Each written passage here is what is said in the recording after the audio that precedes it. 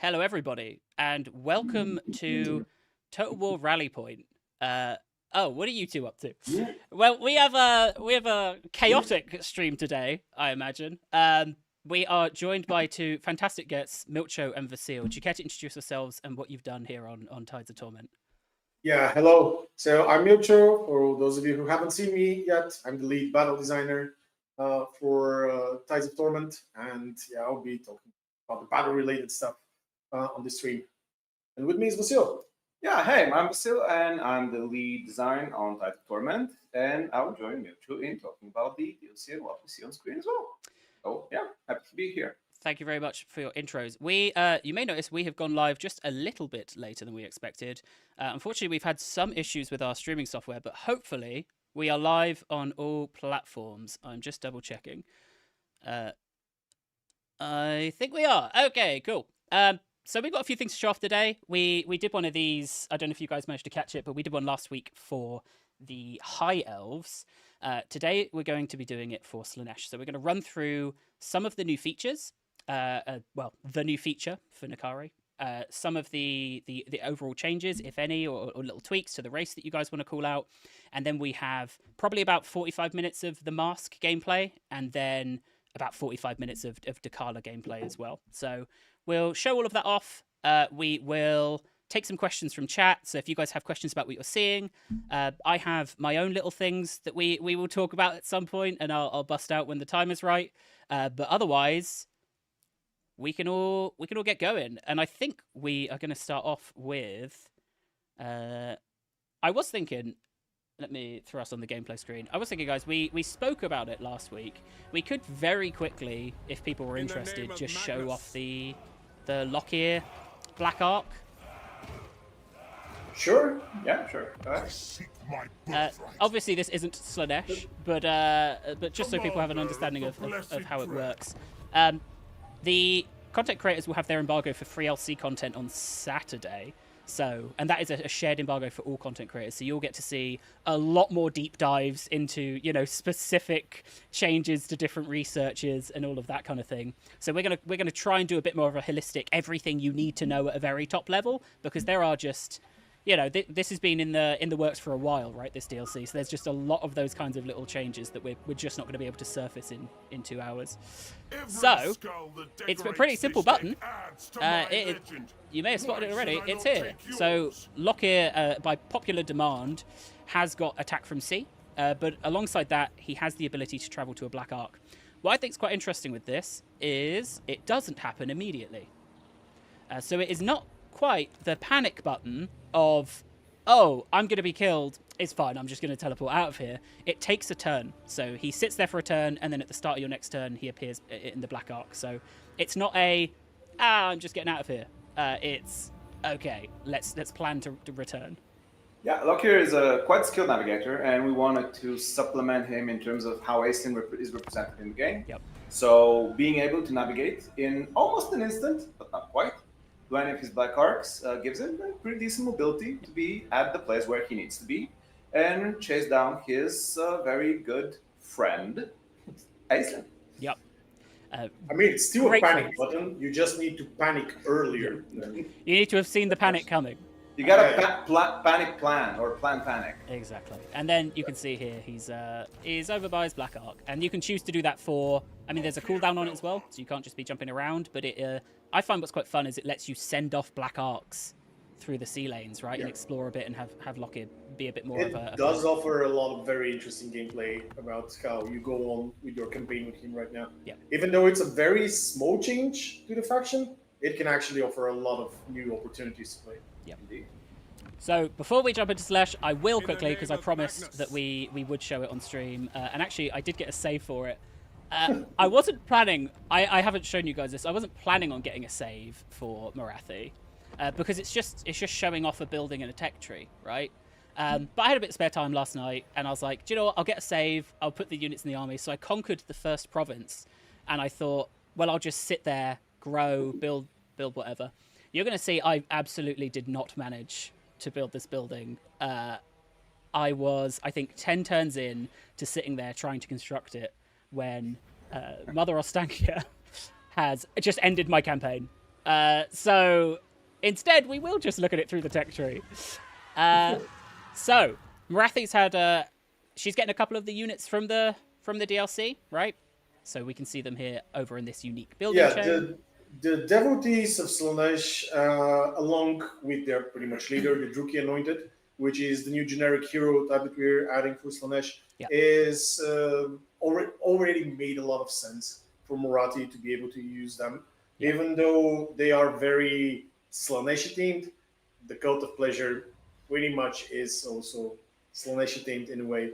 So it made a lot of sense to have them there. Yeah, she has already access to a good chunk of Slaaneshi themed units. That's generously put. Sorry, and that is just Slaanesh units. So the devotees of Slaanesh, including the crossbows variant, by the way, they will also join Morathi alongside her journey. They're not going to be as unique for her roster as they're going to be in Slaanesh, actually, because getting Dark Elves along with a hero with a mix of Shadow and Dark Magic going to be quite a lot of interesting, whereas Dark Elves, you can kind of already do that in a way, but it makes sense for them to be there. And we want to make sure that lore-wise, the game is as accurate and authentic as possible. So yeah, we wanted to make sure they get there as well. Now, keep in mind, Morathi is going to be the only Dark Elf faction that has access to them. You will not be able to play with them in multiplayer or custom battles with Dark Elves. They are just exclusive to Morathi herself. The Dark Elves don't really like the devotees of Slaanesh so much. They have shunned them away pretty hard. So well, unless you're willing to make a dark dalliance. Dalliance, that's the word. I misread that as a dark alliance up until just this moment. A dark dalliance. So there is a way for you to be able to buff these units if you're playing as Morathi. So it isn't just they're not just there. There is a way for them to integrate better into your. You can expect the typical interactions that you can do with the other Slaanesh units. So the Dark Elves, the devotees are joining in the same, very much the same fashion. Yep. That is, and I can see as well from chat a couple of questions about. I don't know if either of you would know if there's been any climate suitability changes for the High Elves. For the High Elves, yes, there has been some climate suitability changes.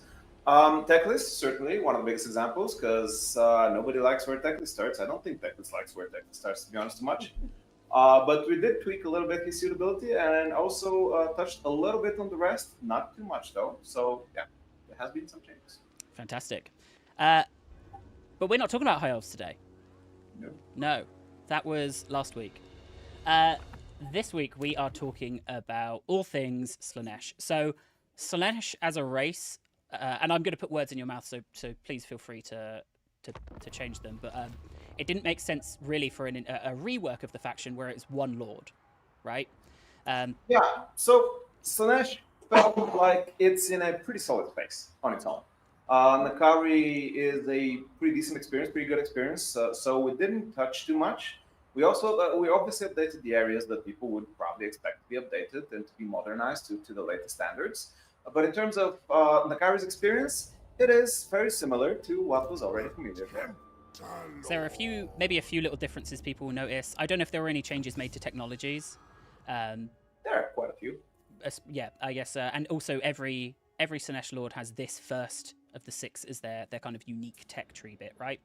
Yeah, I personally love the flavor that the pleasure of the perfumes give. So we kept it, but we did rework it. So every Slaanesh faction has a section of it unique for themselves. So the Masque has a unique one, Dechala has a unique one, and of course Nakari has one. And also we did expand the tech trees in terms of the capability and the benefits that you can receive in the second tab, as it's seen there with the disciples. The second tab focuses more on the military aspects, so not that much on the campaign basis here, but the flavor is very much still Slaanesh, still the pleasure and the exploration of that. And Nakari as well, so obviously seductive influence has stayed kind of his there. Yeah. His? So seductive influence... Sorry, I think I interrupted. No, I was just trying to work out... Nakari, yeah. Their mechanic, that's kind of stayed as their thing, right? Yeah, seductive influence will remain for Nakari as a unique mechanic in terms of Slaaneshi factions, of course, that is. because we do know that it's available somewhere else, but I'm not going to go touching that subject. But for Dechala, it didn't feel that it fits her behavior. She is much less seductress and much more a Six swords. yeah, six sword dominating presence on the battlefield and on the campaign map, so she does not get the seductive influence.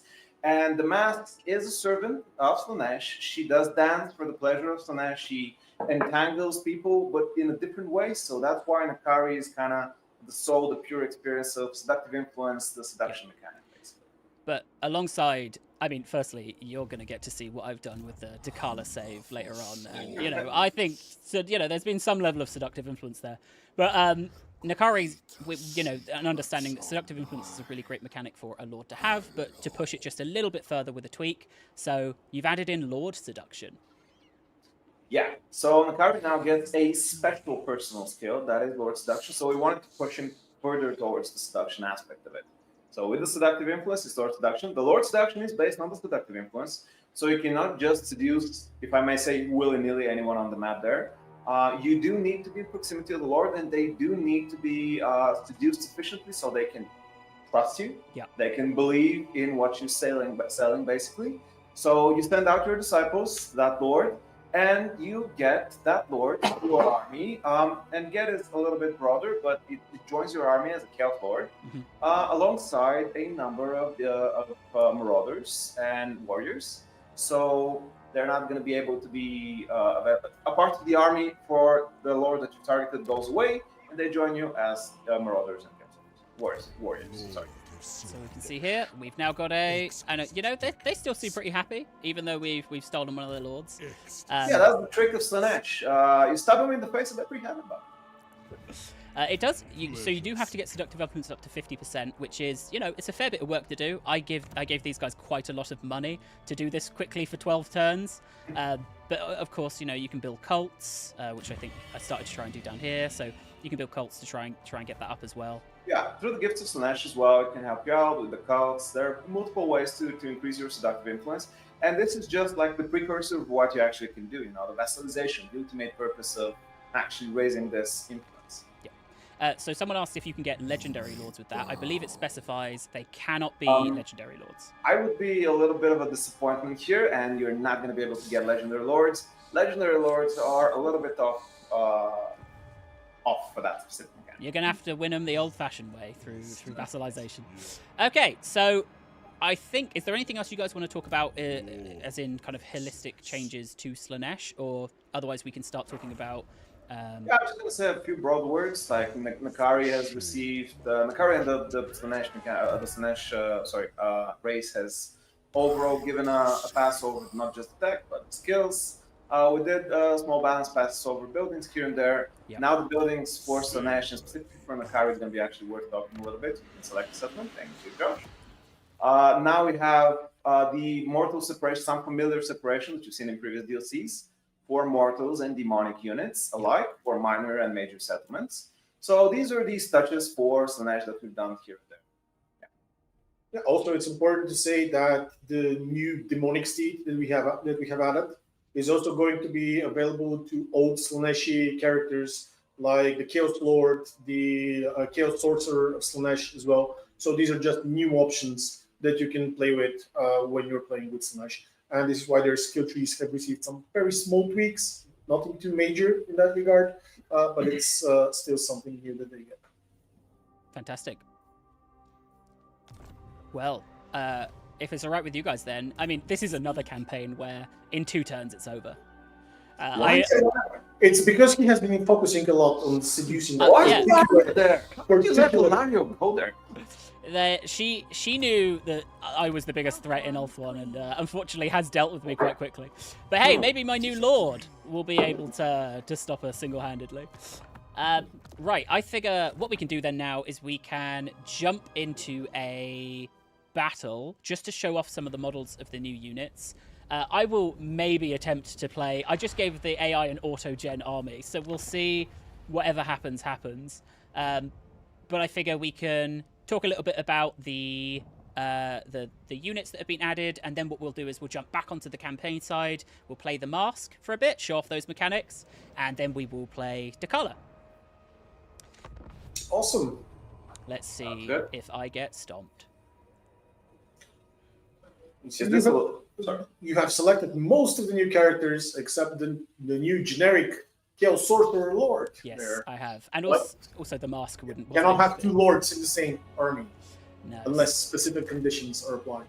Well, so we'll start off with Dechala. People have seen the model in a lot of the content creator battle footage, but a lot of swords, a lot of arms. Yeah, doing animations for that one was extremely fun.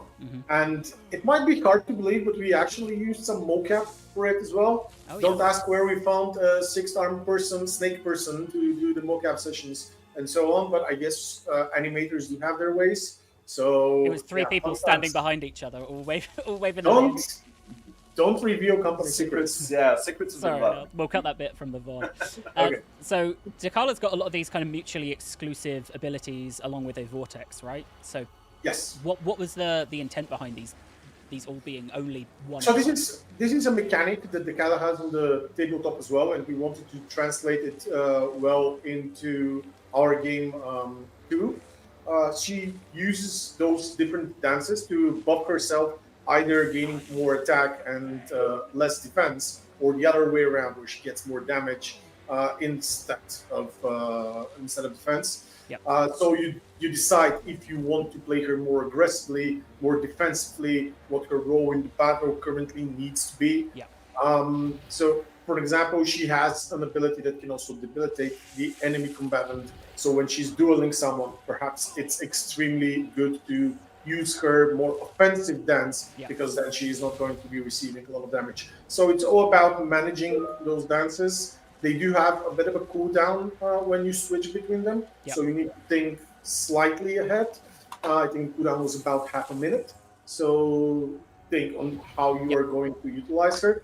But overall, she's a pure force of destruction, incredibly good against fighting enemy infantry. With those 6 swords, and when she starts spinning around, she can be a really huge force to be reckoned with. Actually, in one of the latest updates we did, after some internal feedback and so on, we've even increased her impact power. Now, the impact power is a special thing that doesn't include the damage itself, but changes the way that she throws enemy models around the battlefield to make it even look even more spectacular than right now. But yeah, overall, a very fast character as well. Even though she doesn't have a mount, she does feel like she does. Yeah, absolutely. We'll hopefully see some of that in the battle later as well, especially after a few campaign buffs. She's moving very quickly. Speaking of moving quickly, we have the Druki Anointed here. Yeah, the Druki Anointed mounted on the new amazing mount, the Demonic Steed. It has been a special mount we wanted to make for a while. Not the most typical mount for the Druki Anointed, but they can also ride a cold one. I believe, like most Dark Elves. So it's again going to be something unique for the Slaanesh Factions, where you can have a character on a cold one. But the Demonic Steed is pretty amazing with 100 speed. It's one of the fastest moving mounts in the game. So you can imagine how much you can utility you can get out of that. It also does have poison attacks and so on. The Druki Anointed, one of the special things is that they have a mix of shadow and dark spells, which can make them very useful in battle. And also the ability to cast these without using Winds of Magic, right? Yes, those are bound spells. They do have a number of charges on them, so you can't non-stop just spam out spells against enemies, but they will not be costing you any Winds of Magic. Generally speaking, anything riding the Demonic Steed is a pretty serious menace against pretty much most. Yeah. I mean, look at it. You can't not be intimidated by something like that, right? I can't wait to see it starting to slither off. So we also have here the Exalted Heroes, so 2 heroes for Slaanesh. Yes, for Slaanesh we are offering 2 heroes. Both of them are going to be generic heroes that you can recruit in every army, depending on what you're trying to achieve in the army. With this one, we are basically completing all the Exalted Heroes for all the Chaos Gods. This one is going to be with a Hell Scourge whip as well, so it's going to have a slightly more defensive melee stat profile. But thanks to the enormous claw that is sticking out of his back or shoulder, depends how you look at it, he is still going to be quite menacing on the battlefield. Especially when you mount them on a demonic steed, they are going to be quite capable of dispatching large forces of infantry around. Yeah, something worth mentioning about the Exalted is that, as with some other selected units and characters, they're going to be available to other factions as well. So the Exalted would be, as everybody expects, available to the Warriors of Chaos as well. Yeah. So, yeah. Like all the other exalted characters. Yeah, very much. Fantastic. We'll talk about one other hero then, who I put on a different mount just to show, there's different mounts. Well, but this is the demonic steed is the most emblematic mount for Stirka. And you have specifically placed I know it's absolutely on intentional. Mount. Intentional, just to wind you up. You did. I thought it would upset you. Yes, we've got Stricker here with some really interesting abilities as well. Big fan of Sonic Boom. Yeah. So Stirkar is, again, a very famous character. We wanted to do, obviously, very Slaaneshi aligned. He does hear the voices of a demon in his head. It's a very iconic model with the banner that that has. It does offer him a special ability as well. He's a very good dueler. He's amazing at chasing down fleeing enemies, like most of the other Slaanesh factions. So it's all about striking fast, striking hard, making sure enemies break, and then you devastate them even more after that. So again, a very, very good character. That is especially when you put it on a demonic steed. I think the mini was on the demonic steed. Yes. As well, so just this one. What can I say? Happy to cause upset during the stream. But yeah, I've had a lot of fun with Strip Power as well. I do think actually my favourite unit, who we will get to, have been the Pleasure Seekers. Some of the abilities there are really fun.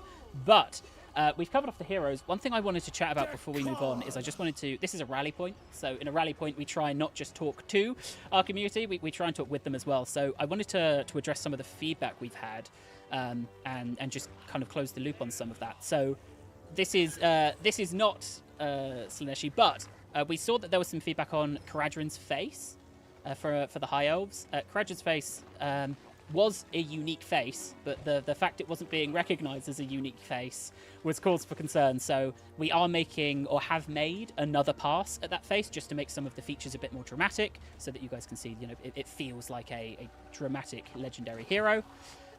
One thing I will also call out after last week's stream is there is still balance happening to all units and abilities in the DLC. I believe Aislin's ability is now to 40% range instead of 100% range. I may be wrong on that, but stuff like that where we're showing you stuff as soon as we can, but there are still balance checks going through, and we are still doing we're doing work on some of those as well.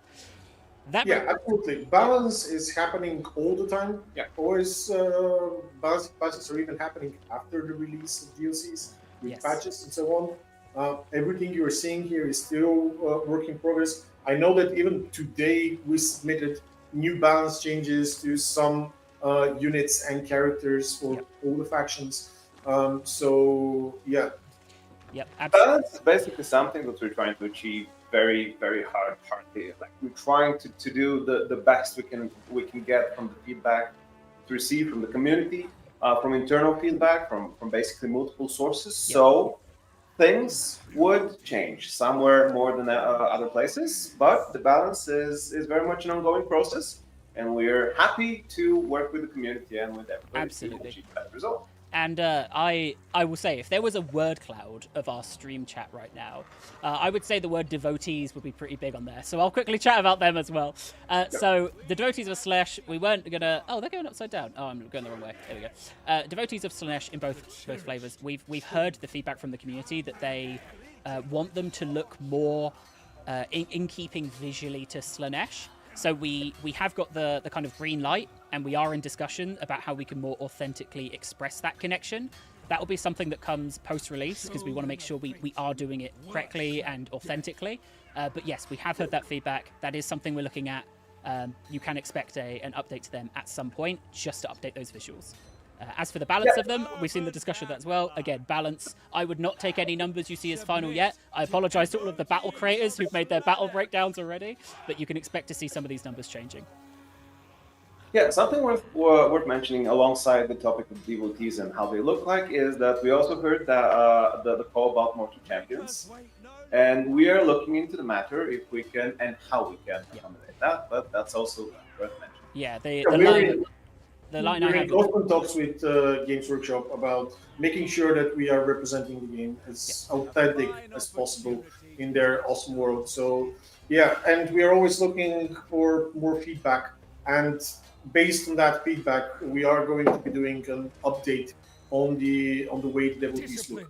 Most probably, they're going to come with the first patch after the release of Tides of Torment, but it's going to be soon after. So that's the hope, and that's what we're aiming for. I will say, the line I have here on the Mortal Knights is that we are really aware of that feedback. We are having those discussions. We can't make any promises at this stage because it is quite a large discussion to have, but we are having it. So we have heard that. Is that everything I had in my notes? I think it is. So we can talk about devotees while they're here. Devotees with crossbows, a pretty big departure.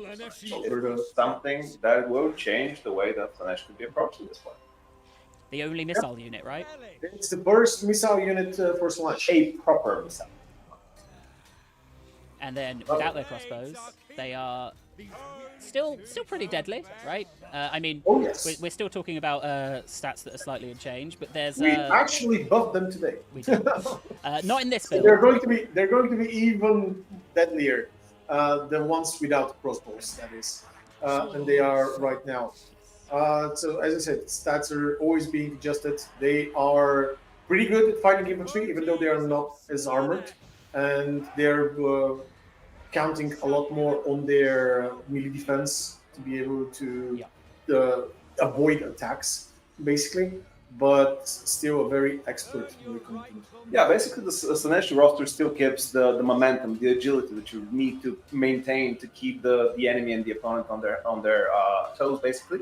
So you can survive. It's not just going head into battle and trying to tank as much as possible. So basically, you need to be clever in how you approach these units. They don't have that much armor, but they still can survive 5 punishments.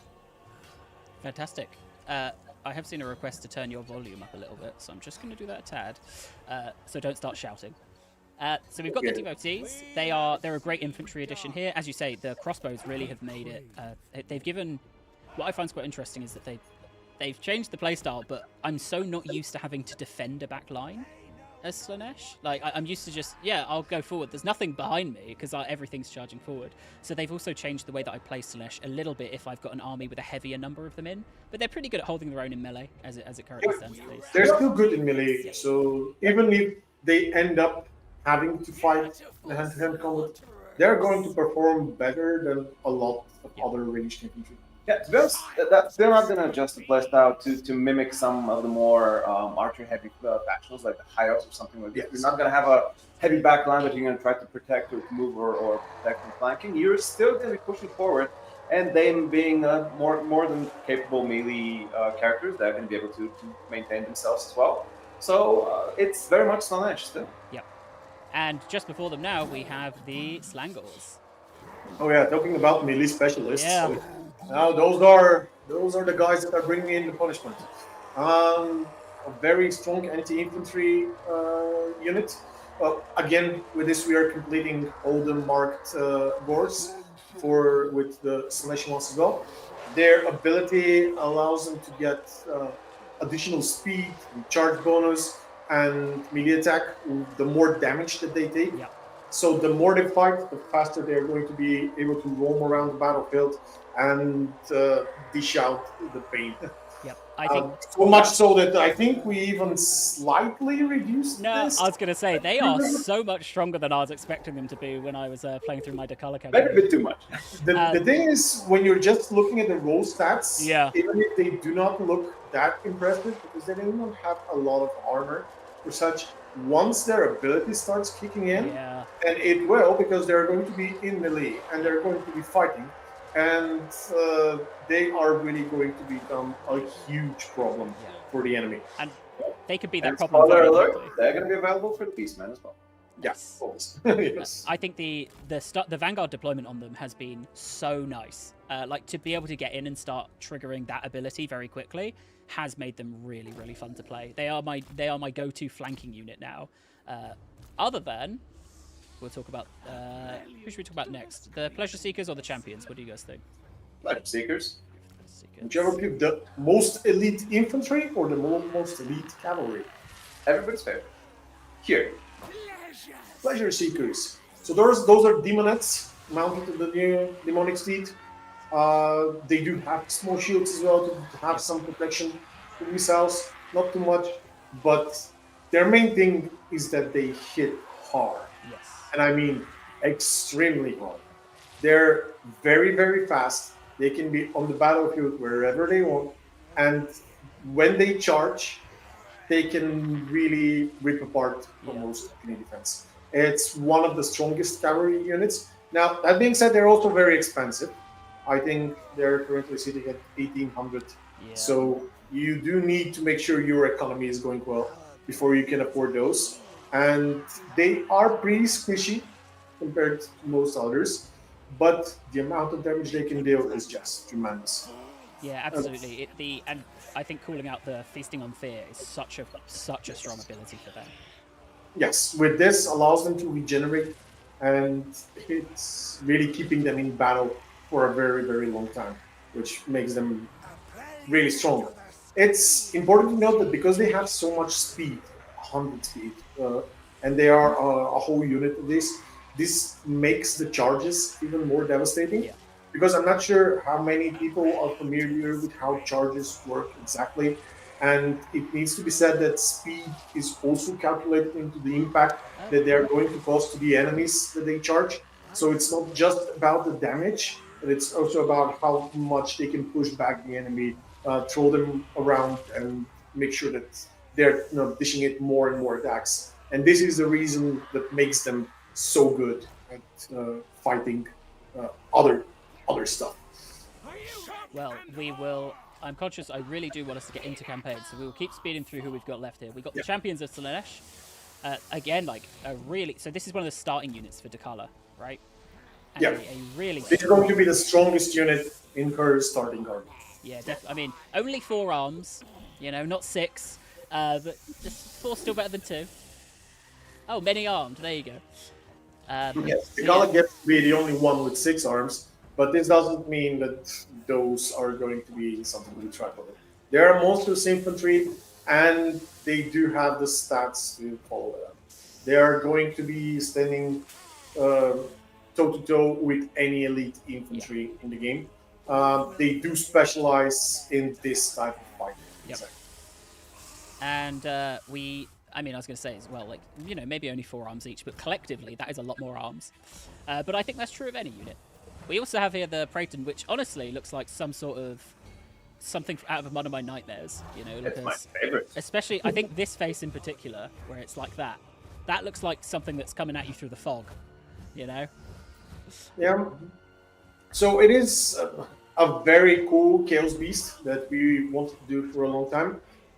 It was always, we were always thinking of where exactly would it fit best. Mm-hmm. And the idea that it's all about hatred, hating itself even more so than anything else, which drives it forward to just keep killing and keep relentlessly fighting. We thought it would make it most suitable for the Slaanesh faction.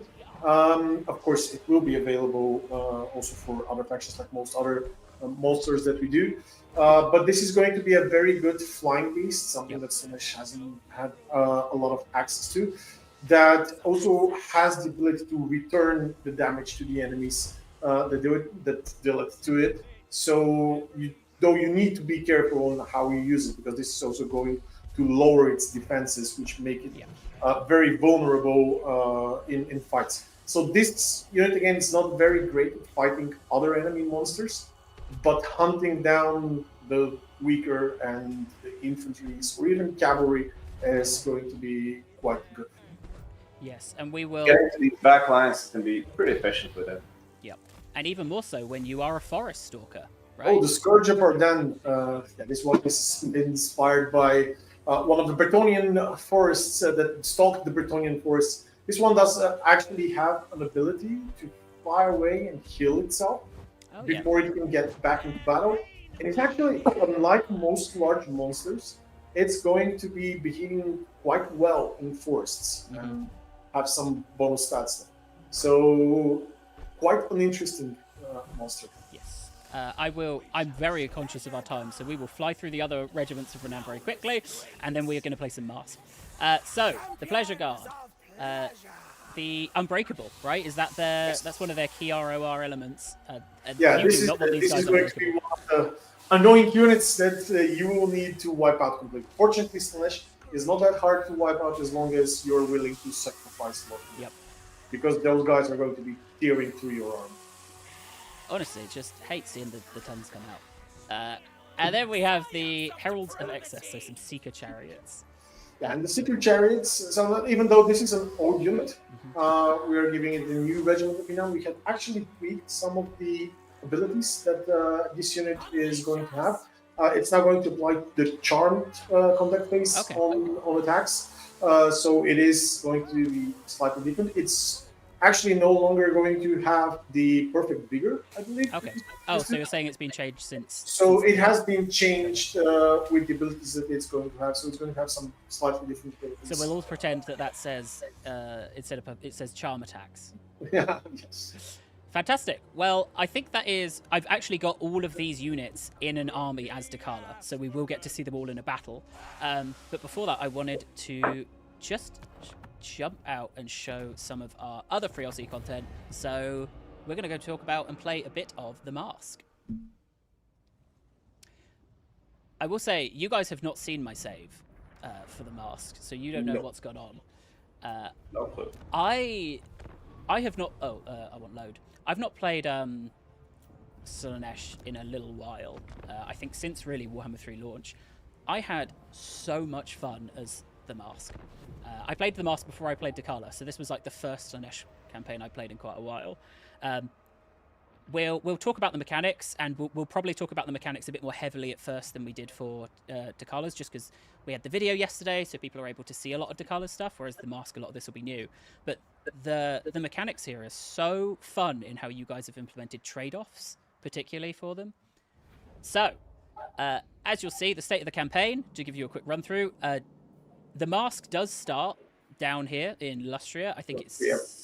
People's favorite continent in theater war to start in. Neighbor to Spelltaker. And in fact, hold on, I'm going to retcon something. I'm going to quickly jump onto the Lord Select screen, just so we can show that off properly. That was a short campaign. No one called me out for it yet, but I could have seen people going, oh, where's the Lord Select screen? So here we go. So these are some of the faction effects that we've got going on here. So the Eternal Dance is the key faction mechanic for the Masque, right? Yeah, so he, much like the Dechala actually, is a dancer. So we tried to represent them in different ways because the Masque is the cursed dancer. So she has been cursed by Slaanesh, dance eternally. We wanted to make her very emphasized on the fact that she's dancing not just in the battlefield, but also on the campaign. Note, in animation, she is still dancing, but probably not as much as someone might expect, but she's very much the dancer. So the representation of that is exactly the feature that we call it dance. Yeah, we did try to make her dance in all her animations. That is even in when she's just standing in an idle pose, she's still moving around a bit. She is cursed to not be able to stand still and rest. Exactly. She's eternally dancing, and we did try to represent this as much as possible, but the realities of the game and how the characters behave and all that, it limits us in certain ways. And I think it's, if you read through these faction effects and lore effects, which we won't do one by one, but it's very clear, even from an overview, that the Masque is a very demon-focused character, right? Demonettes, exalted demonettes do very, very well with the Masque. She herself is the greater demonette, basically. She's a demonette, and she does wait with demonettes around her. She's able to move very quickly on the battlefield and on the campaign field as well. And as the dancer, she doesn't really care too much about, as I said earlier, seducing other characters, rather than using her to her whim around her. dancing to their deaths. Yes. Just answer a couple of questions from chat. Yeah. So chat have asked if we're still... Oh, no, it's going too fast. If we're still showing off Warhammer 3 content in our December showcase. Yes, we are. It's just people enjoying the Lord Screen animation. The Masque's model is amazing, and the Lord Screen animation is great. It is one of my favorite new models that we've done, even though it is the free character we're giving away.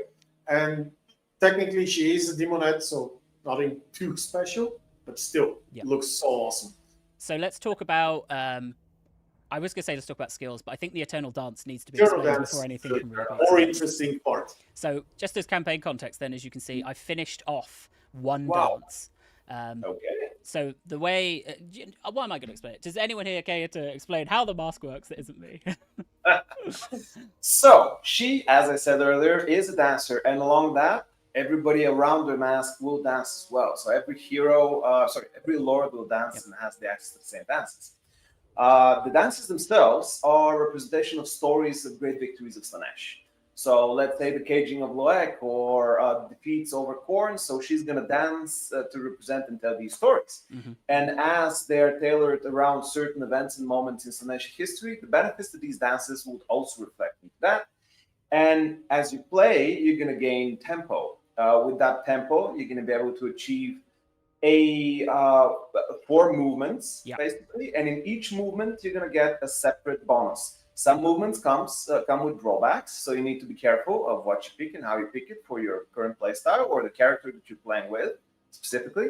So it's not a universal best choice scenario, or at least it's not intended to be. And the ultimate reflection of her dancing abilities comes with the grand ritual, which is on top, and which we try to represent being something impactful, something that would make her really be true to her lore and true to her spirit of she being appearing in places, making people doing some irrational things, stuff happening around her. For example, I think this is my favorite one of them all. I am not entirely sure if I can share how we call it eternally, but basically you select somebody and they just go away.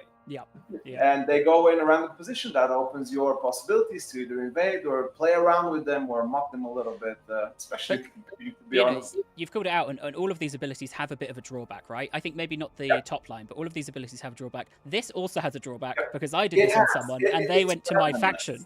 They went to my capital. I thought I could avoid them and knock them back, and they went back that way and they landed right next to my capital. So it is, it is a bit of an agent of chaos in those regards. Yeah. That's the curse of Slaanesh for you. Absolutely. She is cursed. We should know that she is cursed. She tried to appease Slaanesh. Slaanesh said, you're not cursed.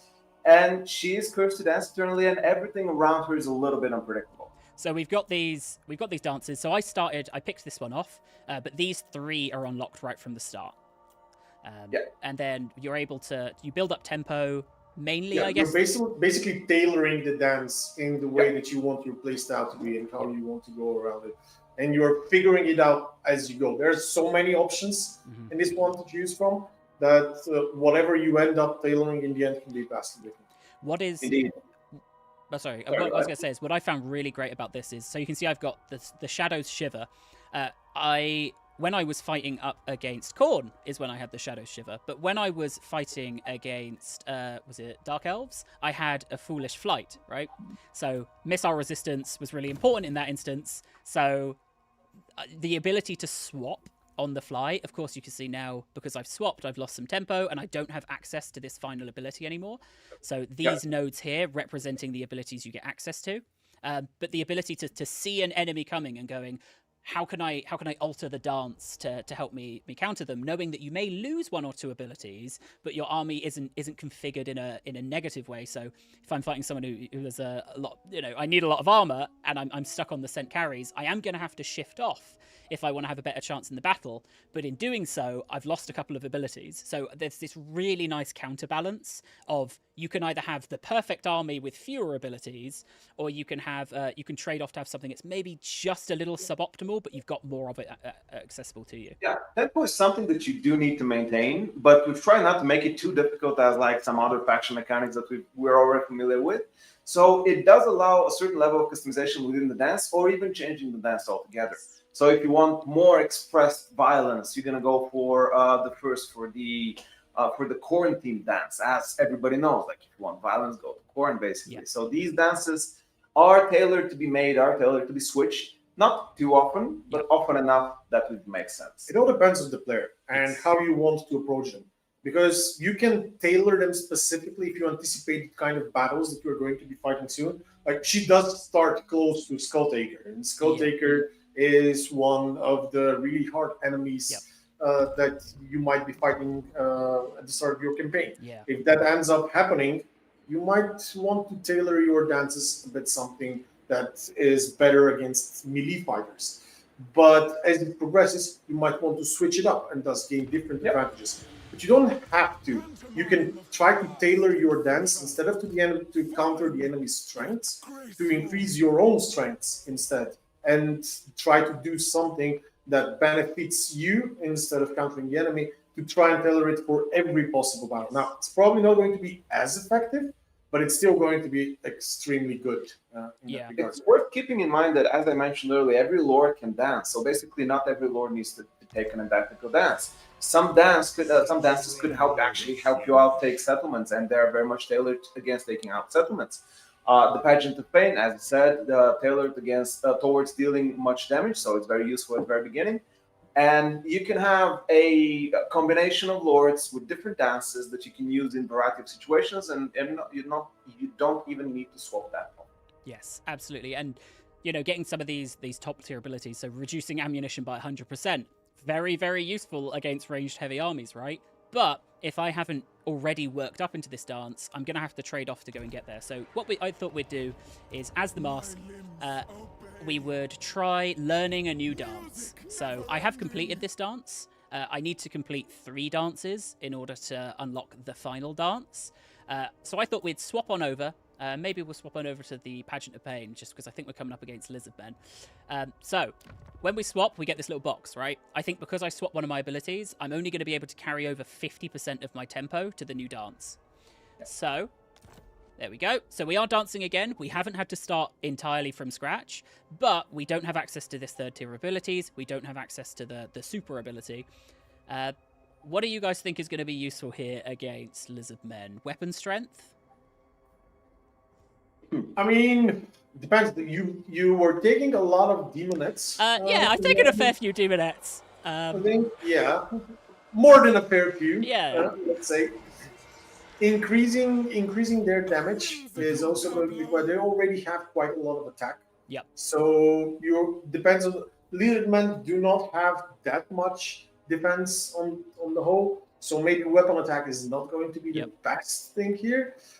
Giving more weapon damage could be good. Charge bonus could also be. I charge these guys in very, very quickly. That could be quite nice, but losing that armor. If you had a little bit more pleasure seekers, that would be pretty devastating. Yeah. But without much demonettes.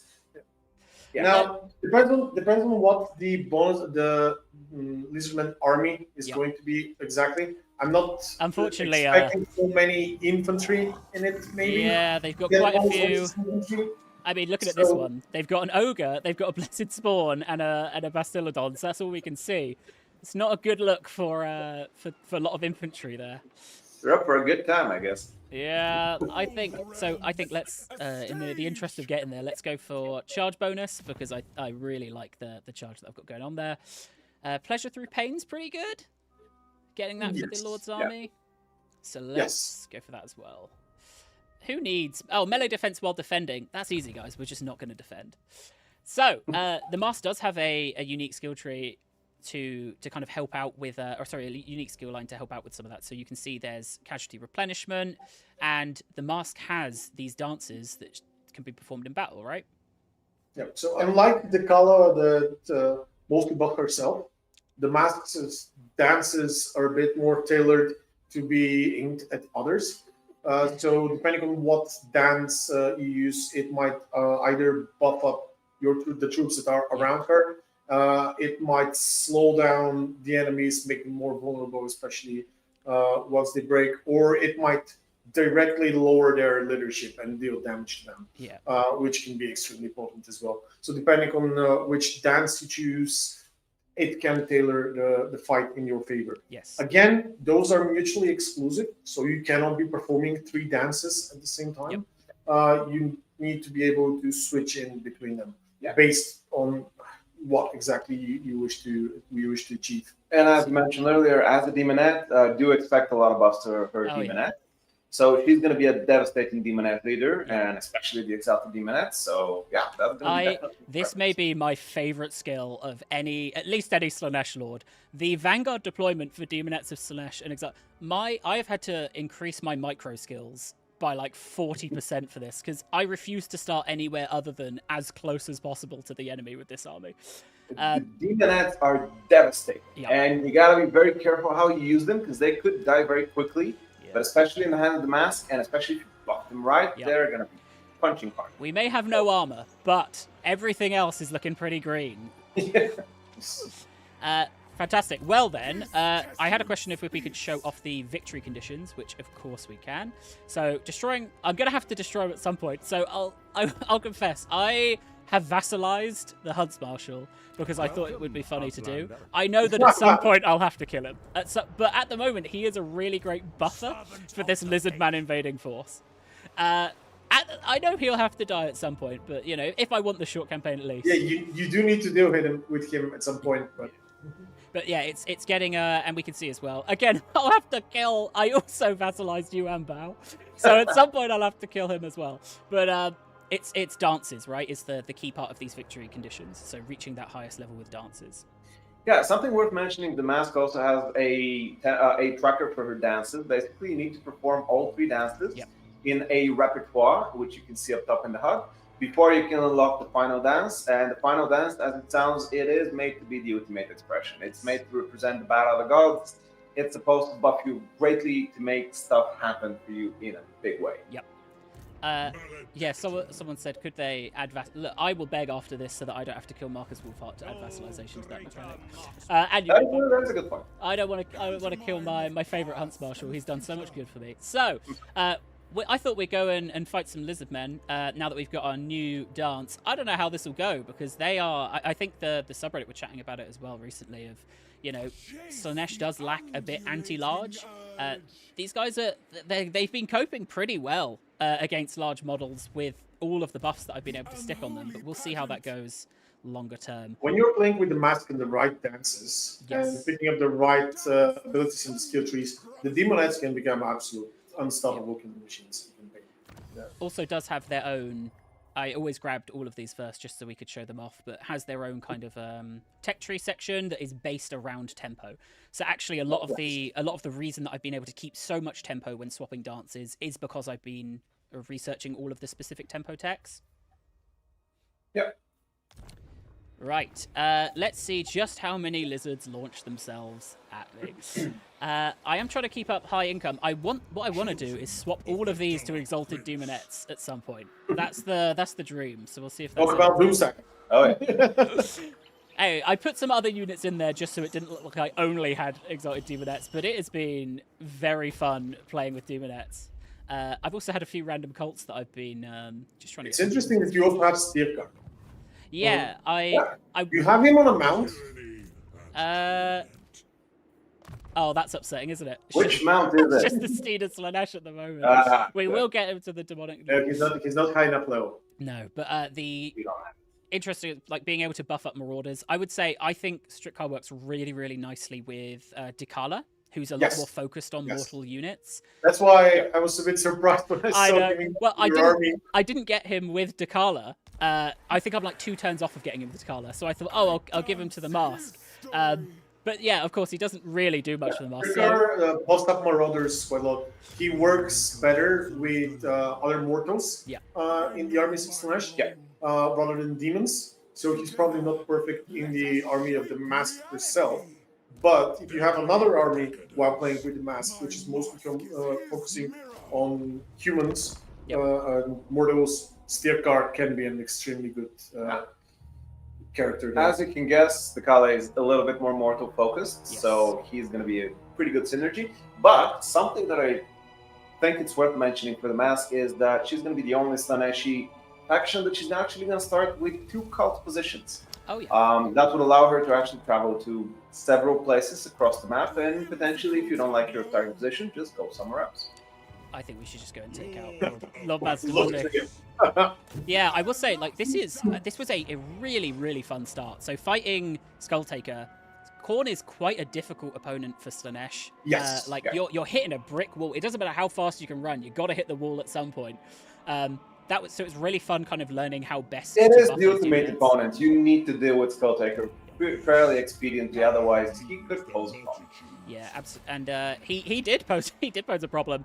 I rushed to take out the Hunts Marshal just in the hopes of then having the opportunity, like the breathing room, to be able to take out Skulltaker, which worked out quite nicely for me. Fortunately, no one. I've been helping Rakarth out, trying to get him to not declare war. These lizard men at some point will declare war on me, but for now, hopefully we can avoid their ire. Right, I'm hopeful we'll be able to get into a battle here and show off how we gain tempo and how that works. Someone asked if there's any update to Unholy Manifestations. Yes, there has been a few updates for Unholy Manifestations. Well, I can go over the details, but some of the things that you wanted to make them a bit easier to use, a bit more impactful in terms of what they do. For example, the Carnival of the Damned, now it can allow you to spawn a cult somewhere, so it allows you to do a bit more targeted cult spreading, if I may express myself like this. The Cult Uprising also see a pretty solid change, where it's still the spawn disciple armies as before, but now you're no longer bound to be in the same place. You can move around. It spawns a little bit less, so we need to tweak these numbers still, so it's not too impactful, and also does reduce your campaign movement in that area, but it's still going to provide a bunch of armies for you to use, and especially if it's upgraded even to a greater effect. Yeah, I was going to say, I'm pretty sure there's a tech that helps out with that as well. But for now, and not just that, if you win the great game, they're going to be better. Yeah, there's, what am I looking for? There we go, upkeep. Okay, it looks like we are going to be perfect timing for more buffs for my demonettes. Honestly, I'll take all that I can get for them. Right, Lord Mazdamundi, let's go see what he's got, and let's hope that we don't get both of these attacking us. Lord Mazdamundi has been on an absolute rager over here. Oh, he was. Last turn he was strength rank 7. So do you know what? I think my Hunts Marshal's taken out his 20 stack, and that's knocked him down. But he's done an excellent job of taking a lot up here. But thankfully, I've got my... He's always a menace in Lokhir. I mean, whenever you're fighting there, you need to take on him at some point, regardless of playing. Let's see if I can not get hit by one lizard, but oh, there we go. We can see what he's got. I mean, that's not too bad. No, it's not awful. That looks like something that my demonettes can. It does actually have a lot of infantry. I was expecting more large. Oh yeah. Characters there, but I think you're going to be quite okay with your buffed up. I think so. And the Masque herself there. And I'll tell you what, the Vanguard deployment makes those battles, I win or lose them very quickly. All right, either I hit that wall and I die. I mean, that is your choice to do. It is. Here we go. If you deploy right in the face of the enemy, the battle is going to be quite fast. Yeah, it's okay. So we'll show off a bit of the Masque, and then I think after this battle we might jump over to Dechala just to show that campaign as well. It's still worth mentioning the demonettes, even buff to hell, they're still very squishy. Oh, absolutely. You cannot just go face first to any opponent. You gotta be careful. You gotta be especially when it's scored. There's a question as well if disciple armies have been changed or if they've had any tech for them. I'm sorry, could you repeat that? Disciple armies have had any changes or tech for them. Disciple armies has seen some tech improvements, but very minor. As for spawn patterns and their power, it remains mostly the same. So, unfortunately, the Vanguard deployment won't let me get as close as I would love to be, but we're still going to be pretty close. I just don't want to really get shot by anything. So, did you try over the red square there? Look, let me in. We just have our one wizard who has to follow up. Luckily, I put them on the chariots; they'll catch up. But let's see just how quickly we can get into battle here. All right, I'm getting ready to select all. Right. Let's run. Okay, not even using the pause button. That's optimistic. Hey, what can I say? I know what I want, and what I want is No, to no, be that's how you do it. in battle That's as how quickly you as do it. possible. I'm going to try and get the mask to weave through. They've crashed in. That's lovely. Yeah, it is. You are in battle very quickly when you've got this quick demonettes. So I've kept these ones around so I can sneak them around and help. Especially when you deploy in their face. Oh yeah. Make sure the mask is in the right dance as well. Oh yes. So I pretty much always default to starting off with the Dance of Dreaming. So the dance of dreaming is going to be strong because it's going to deal damage to enemies that are in melee with the mask. Now keep in mind they need to be in actual melee with her in order to be able to deal damage. Yep. I honestly usually prefer to start with a dance that buffs up my troops. Depends on where exactly I am or if I'm coming with some characters and so on. And then switching to the Dance of Dreaming once the leadership bonus also matters a lot. The leadership debuff, that is. But yeah, it's going to be strong regardless. So we've managed to. Oh no. Where's Tirkar? You had him running. I moved him out. So after I commented on that, Yeah. you moved him out. You should have to remove him. You told me off, so he's gone. All right, what else have we got? So all these guys engaged in this front line here, it's going to be pretty important for me to be able to sweep around and hit them from behind. I am going to change tactics last second. If I can break this flank, I think I'm in a really good shot here. Mazdamundi is a problem. I just want to keep dropping more shards from the sky, but I probably should be a bit more tactical. Right, so the mask also does have a few other abilities, just from... Those are pretty standard. Yeah, I'm hoping to break her out now and go and hunt down Mazdamundi. Unfortunately, I don't actually think I have any of the other dancers unlocked yet, as I've not been doing much. Chariot got obliterated somewhere. Oh yeah, let's get them out. Chariots always require a lot more micro. I mean, Slaanesh as a faction has always been one of the factions that require quite a bit of skill because they are always going to be quite squishy. But I see your demonettes have been doing quite well here, and their army is basically in shambles right now. Yep, I have managed to get the mask speed up Just to like... Hold on, let me see how fast I can get it. So if I stick that buff on and I activate this, I can get that speed up to 140. And you have not lived until you've seen someone run this fast while dancing. Like, they are just bolting across the battlefield at this point. You do not wish to see this coming. And you know what? Like, this is. I could have done more here. We could have had Focus Seeker on here, and we could have seen just how fast you can make one person dance. But yeah, this is my. I love my Demonette army. It is brutal and very fast. Demonette spam is going to be extremely strong with the mask. It's definitely not the most optimal army for the dances, but like you can see, like the kills here are great. I mean, these Hellstriders have been great for being able to circle around just a bit quicker. But overall, the mask does such a fun job with demonettes. When I hit things that are going to be like really high heavy armor or a lot of single entities, I'm probably going to start to struggle. But for now, you know, the army composition gets to live. Banner of Swiftness as well. Oh yeah, that would be as much as I can get on. I just want to see how fast one person can dance. You know.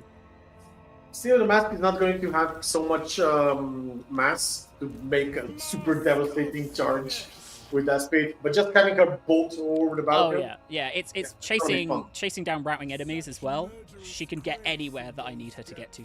Fortunately, she doesn't have any mounts that she can use because, again, forced to dance eternally. Yes, but we can buff, and I saved it just for it. We can buff the mounts that are there, or at least the mounted units.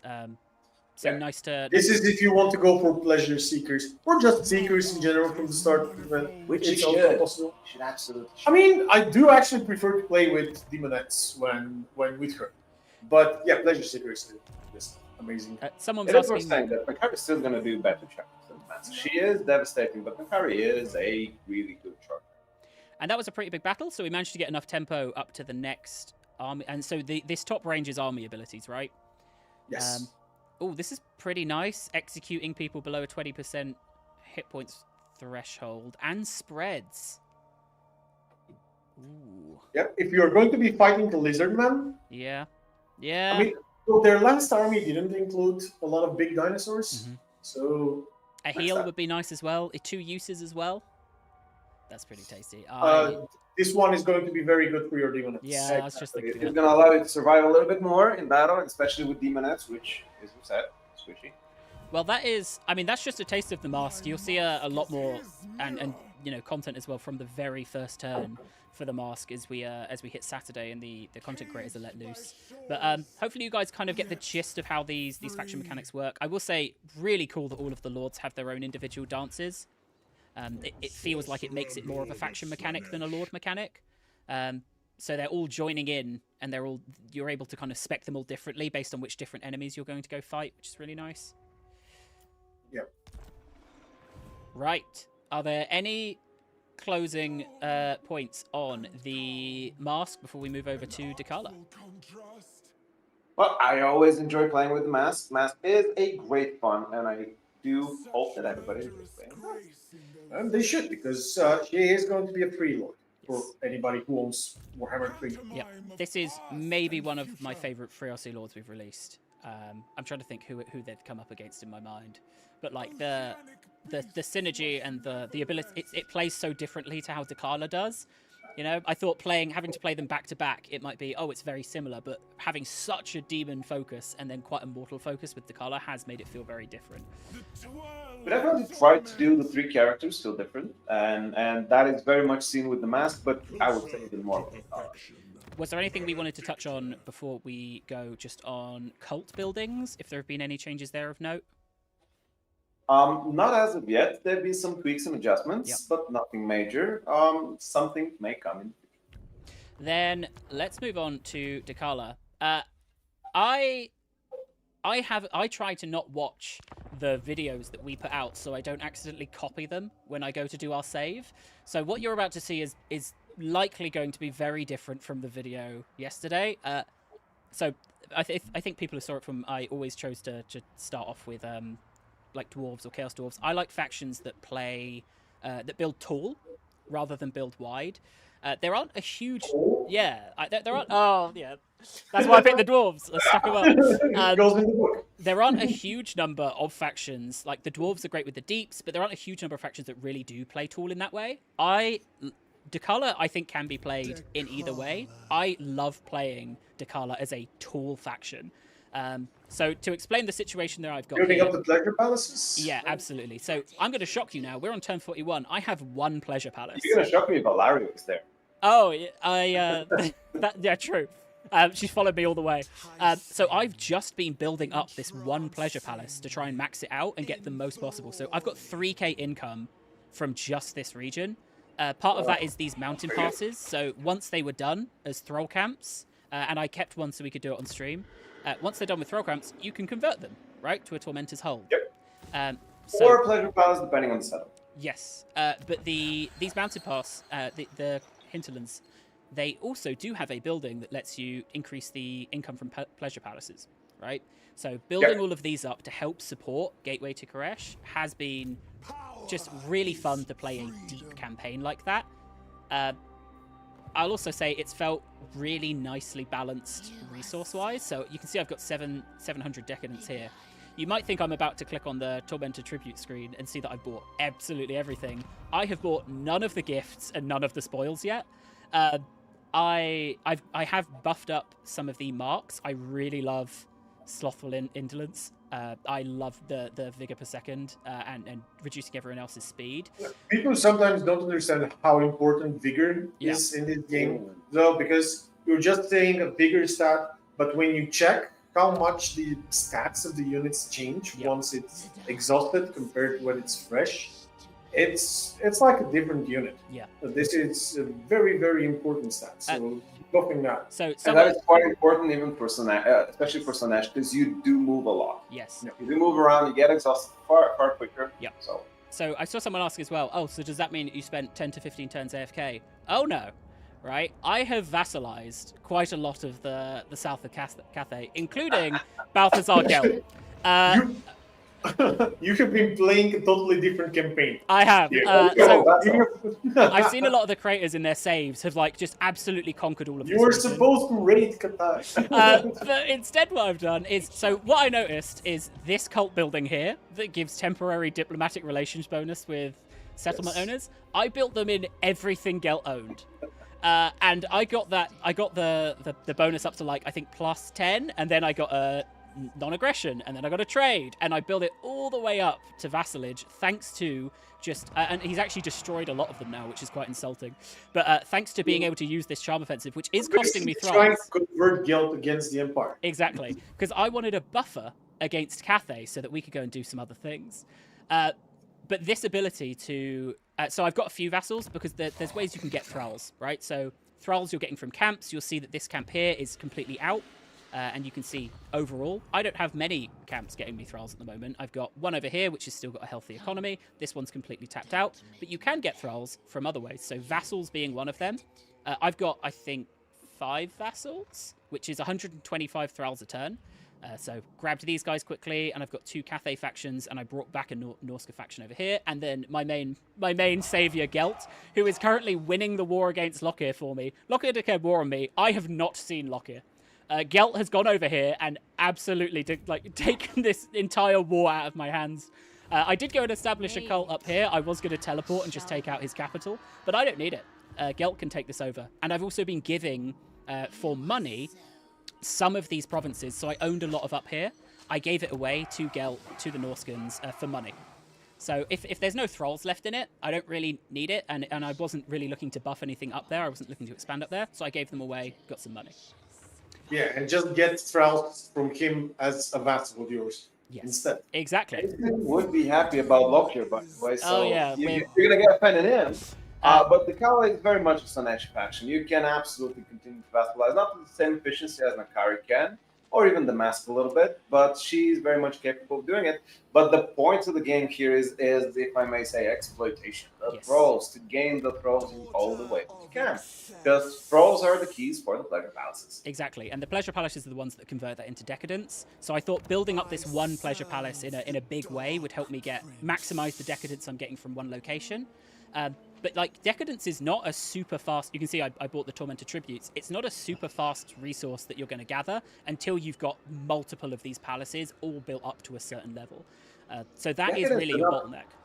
The decadence is not quick to spread, basically. So she strives to the most decadent life to begin with, but it does take effort. It does take a lot of throws and a lot of backs to be broken. Yes. And I usually use the swords to do that. This is all different kind of shenanigans.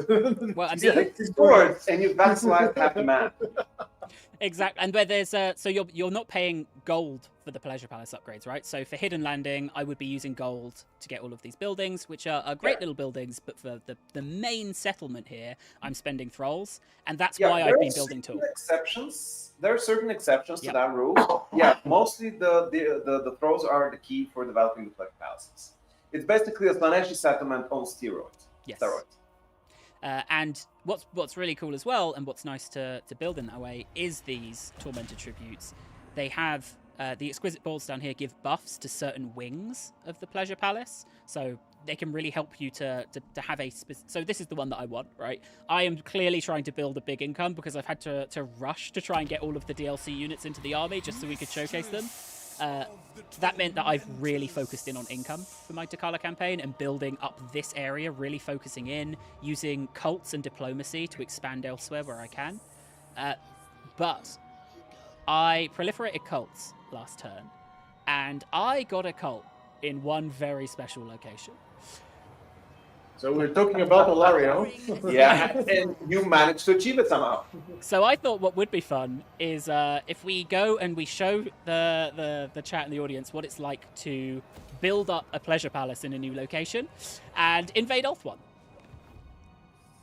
Okay, do you have the army for that? I think so. I mean, I spent a couple of turns building up. I've got a pretty solid starting point, but also can hopefully show off some of these units in action.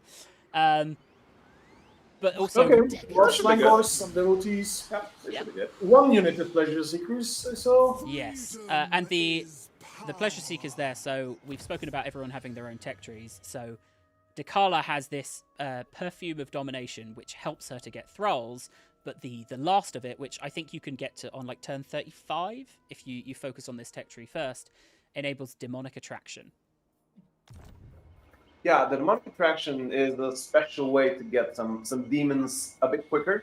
As we mentioned, like Dechala is not really focused on demons, but she is a champion of Slaanesh of sorts. So Slaanesh has its benefits. Yes. And that is the demonic attraction. The demons themselves are not just the regular demons. I mean, like they are kind of regular demons, but they do bring their own benefits. They could buff and improve the armies that they're slotted within, one might say. So it will be good for you to use them. Yeah. And especially if you're trying to invade a completely new land like Ultron. Yeah, exactly. This is also showing out that the Dechala is not only about mortals and Yes. gathering the mortal followers of Slaanesh. She does have access to those demons that will be quite important for the campaign as well. Exactly. I And think we actually buffed the Keeper of Secrets slightly with this. someone was just with asking the- about that. So yeah, they are going to be even more useful now. Someone did ask if there have been any changes to Sigvald. Unfortunately, no. Not much changes outside of he gets access to some of the new units. He gets access to some of the changes that the other factions, that the other Slaanesh factions get. But outside of that, no, nothing special. I'll rattle through a few other questions. Can Dechala not summon disciple armies? No, she cannot. She's unfortunately not a, let's say, fully devoted follower of Slaanesh, so she does not have access to that. And also, as I mentioned earlier, it doesn't really fit her behavior. She very much prefers to dominate. She very much prefers to submit those that she fights rather than to do so. She doesn't have followers. She doesn't have disciples. She doesn't have devotees. In terms of the resource that she possesses, that's why she has thralls. She has corruption rather than seduction, and Unlikely. And we're gonna go. just looking at what he's doing and what kind of campaign. Oh, all of my campaigns are some sort of chaos. So we could subjugate here, which it's not a bad idea. It gets us 25 more thralls a turn. Gives You us need to make a pleasure But we palace need a out of pleasure the White House. I mean, that's more accurate. I was so happy when the proliferate cults gave me that. I was like, they're going to think that I've modified the save. So you can see it's very... So the costs, I think, are a little reduced because of some of the text that I've got. But overall, it is costly to upgrade these pleasure palaces. Yeah, you don't really want to get many pleasure palaces at the same time. You really want to keep the pace of actually developing them a little bit one after another. You can do multiple, but that's going to be definitely a bigger challenge than rather trying to build Poe, as mentioned. Well, it looks like we're going to get sniped There we again go! by I Alario. see my face. Actually, level 24 as well. One thing I When would... Alario doesn't come to you. You're not so hilarious. Exactly. Yes, indeed. Someone asked what the changes to Dakari. It's worth having a flick back to the... So this will be on YouTube. We'll have the VOD up of this. So if you have a flick back right to the start of the stream, we covered that. But they have a new mechanic to seduce lords. I did see something else that I was going to mention, but it's going very quickly. It's gone. If I see it again, I'll remember. But yeah, let's see what we can do here. That was it. Unholy Manifestations. So Dechala currently in this build has access to Unholy Manifestations, but she will not actually have access to Unholy Manifestations. That was a piece of feedback that we've had from our testers and the creators as well who've been playing it, is that it's maybe just too many mechanics, a bit too... Yeah, with the pleasure palace. She's also not a demonic champion, Exactly. so as all the other non-demonic champions, she's not going to get access to the Unholy Manifestations. So this is not going to be in future builds. Yes, this is... I mean, I know she looks a lot like a demon when you look at her model, so on, because of the whole snake-like body and so on. But technically, not a demon. Yeah, she's a mutation, but very much not a demon. I'm going to keep this Illyris down here just in case I want to establish... in fact, no, I'm not. Because one of the Pleasure Palace upgrades, which is really nice, is the ability to recruit at a much higher level, a much higher rank. This is actually... So building tool here is how I was able to do this stuff with Gelt, because I could get loads of level 8. So making cults was really cheap. I'm right next to him, so I could just make a whole bunch of these guys. Depraver is an incredible trait, so all of his territory was Slaanesh at one point. But the ability to give such a boost with the pleasure palaces is absolutely fantastic. Something else that the pleasure pastors give is actually a access to a very much improved spawn of Slaanesh that only the Dechala could. Yes. Yes. I couldn't build that because I couldn't fit it in. But it's this one, right? So the battlements are giving Titanic Expulsion, which gives you a giant chaos. It's a special army ability that lets you summon a giant chaos spawn. Yeah. It's still a chaos spawn of Slaanesh. It doesn't have actually a new model or something like that, but it's still very cool to have in a battle. I am okay. Someone said, "What's the plus sign above the unit display?" Guys, there is so much with Dechala. I'm trying to pace it out. But yes, we not only are there some pre-battle options, so Dechala doesn't have the ability to seduce, right? No. Now, she doesn't have the ability to seduce, as multiple times said. Like, she much likes to corrupt and dominate, and for that reason, she's not going to be able to seduce, but she's going to be able to corrupt units, and that's going to be done in the pre-battle screen. I don't think we paid attention to it in the previous pre-battles, but it's there. And it uses her potential to do it much more efficiently than the seduction itself. And the plus above the character army is the boost of Slaanesh, and these are benefits from Slaanesh himself that boost the army for a limited number of times at the cost of pros. Dechala is known to solve her problems with pros. If you need something solved, everything can be done with a little bit of pros. And I think if we're going to go attack Alariel, let's give some armor and Wayfarer as well. So I think that's the key thing that I've had. So this is, I think, like the 5th Dechala campaign I've played. I will say what's been interesting with that is Cathay has gone differently every time. I think Snitch has won up here. I saw him kill Miao Ying. But you know, is it northern? Western provinces have done pretty well each time. Gelt he's thriving under me. You know, under my rule, Gelt has done very well. Other times, I've had to annihilate him. I'm curious for a glimpse above the bastions, if you can see them. Up here? Yep. Nope, not yet. Are you trying to see a specific? Yeah, I do. I'll tell you what, I have a cultist over here who we can fling up there just to see if we get a glimpse of a tease for next week. Yeah, exactly. Yeah. But for now, I'll attack Alariel just so we can at least see the pre-battle screen. I feel like my army's probably... Oh, no, I've properly started a war then. Okay, let's see how this goes. War with all the elves. So yeah, here we've got our marks of vindictiveness. Does she have Skycutters in her army? I think she has Skycutters. Oh, yeah. Oh, yeah. Very nice of her. So I do have the ability to pick some units and corrupt them. So you can see what that does there. It is very nasty. It really helps against Nakai. Those Croxagors would have been pretty hard to take down if I hadn't corrupted them all.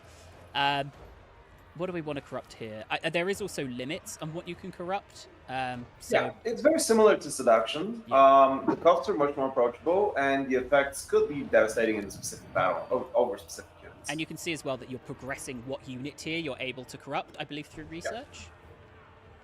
Question is, you being Slaanesh, do you have something against flying units? Yeah, so I don't want that. These Skycutters could be a problem. Maybe we'll corrupt them as well. And one more for fun.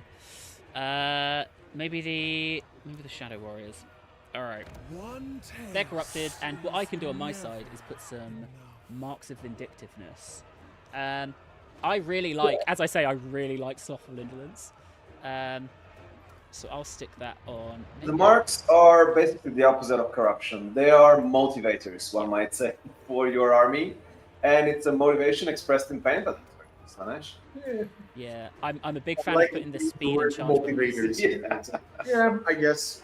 But these again cost thralls, right? And there's 50 thralls to buy 3 of them, and then it's 250 to upgrade it once, 500 to upgrade it again. So everything costs thrall. Yeah. No problem cannot be solved by a little bit of thralls. Exactly, and I think that's what's been really interesting about Decala's campaign is you get the thralls, and then it's really your choice if you want to be using them in battles, in campaign, on army buffs, and it's a real a clever case of trying to measure out exactly where you want them to be going.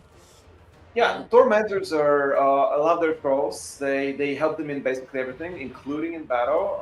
Dechala is a little bit from the older editions, but for the curious, if they check the Tormentors lore, it's fun with interesting it's full with interesting tidbits. Oh, phew! I thought this was a minor settlement battle. I was like, I don't know if I'm ready for the micro of a minor settlement battle. But I've tried to get so many different units so we can show them off. Look. The chat have seen me play for 6-ish months. I am not Mr. Micro. I do my best, okay, but I am not the best micro player. So we got some Slangors. Love to hide them in the woods. That's why I really love the Vanguard deployment on them. Same thing with the Pleasure Seekers. What have we got here then? It's just a lot of arrows is the problem, isn't it? It is High Elves. Hey, I've got my own arrows this time. You know, it's not all lost. Right, I think we're just going to have to... This is going to shock you guys, but I think my tactic might be to just try and charge them. I know... With Slaanesh? No. I know we've not seen a lot of that. I did try and grab some of the other people as well. So to show off, I think this was a change that just made it into a build recently. Chaos Sorcerers and Chaos Heroes getting the Demonic Steed. Or it may have just been for the Lord. But Demonic Steeds for all. I think at some point we just had one missed, but technically it was our idea from the start that we're going to award the Demonic Steed to basically all the characters. I saw there was some discussion about it in Zerkovic's video, and that's why you would see it wasn't there, but they are there now. Do you think the Praeton could take out Alariel? He's better suited at fighting enemy infantry, so on. Alario, I think it's going to be a challenge. it's going to be a challenge, but keeping the Skycutters busy. Yep. Because it's not going to be as efficient for your devotees to be. I mean, I'd say shooting at them. One thing we could do is send Dechala to take out this single reinforcement here, and show off what Decala's like in a 1v1. Dechala is actually really good in 1v1. If you manage her abilities and dance as well, she could. Well, probably not the best dueler in the game. Like she can't stay next to Pollock or someone like that, but she can hold herself pretty well. Okay, well we'll see. I don't think anyone in the high elf roster of Alaria specifically, I'm not mentioning Tyrion here, but can really duel her in a 1v1. I swear I saw I think they might have been the settlement garrisons. They will have spawned in with them. Let's see. This is a nasty surprise to come out of the woods too, isn't it? Yes. This is not what you want to see when you've come heroically to reinforce, and instead. Doing further reenactment. Oh, that's an immediate knockdown. So I think let's just go all out on attack here. They'll. Oh, I mean, already we've done quite a lot with the charge. I mean, this is a level 1 Lord. This is a form of bullying. He's not going to have a good time with this. No, she's quite survivable even under missile fire. No, that's going to be over very fast. Yeah, it's a level 1. Yeah, no, I mean with the college, she is quite survivable. Just like trying to move on because this is really bullying at this point. Okay, let's see. But yeah, she's pretty good in a prolonged engagement. Are they shooting at your Slangors? They're shooting at the Pleasure Seekers because the Pleasure Seekers can be slaughtered. Yeah. But Pleasure Seekers is not good. If they're shooting at the Slangors, also okay. Yes, I did put Heed the Lash on them, and I think on the champions as well. So they're able to move quite fast. Right, I think we're just gonna have to pile in here. Don't forget the Dechala though.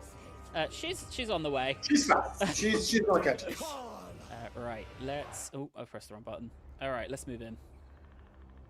Rising in anticipation. I just want to try and get through the ranged. So I did stick on the Praeton, the mark that we had there. So missile block chance and 360 missile block, which I thought would help with them being shot out of the sky.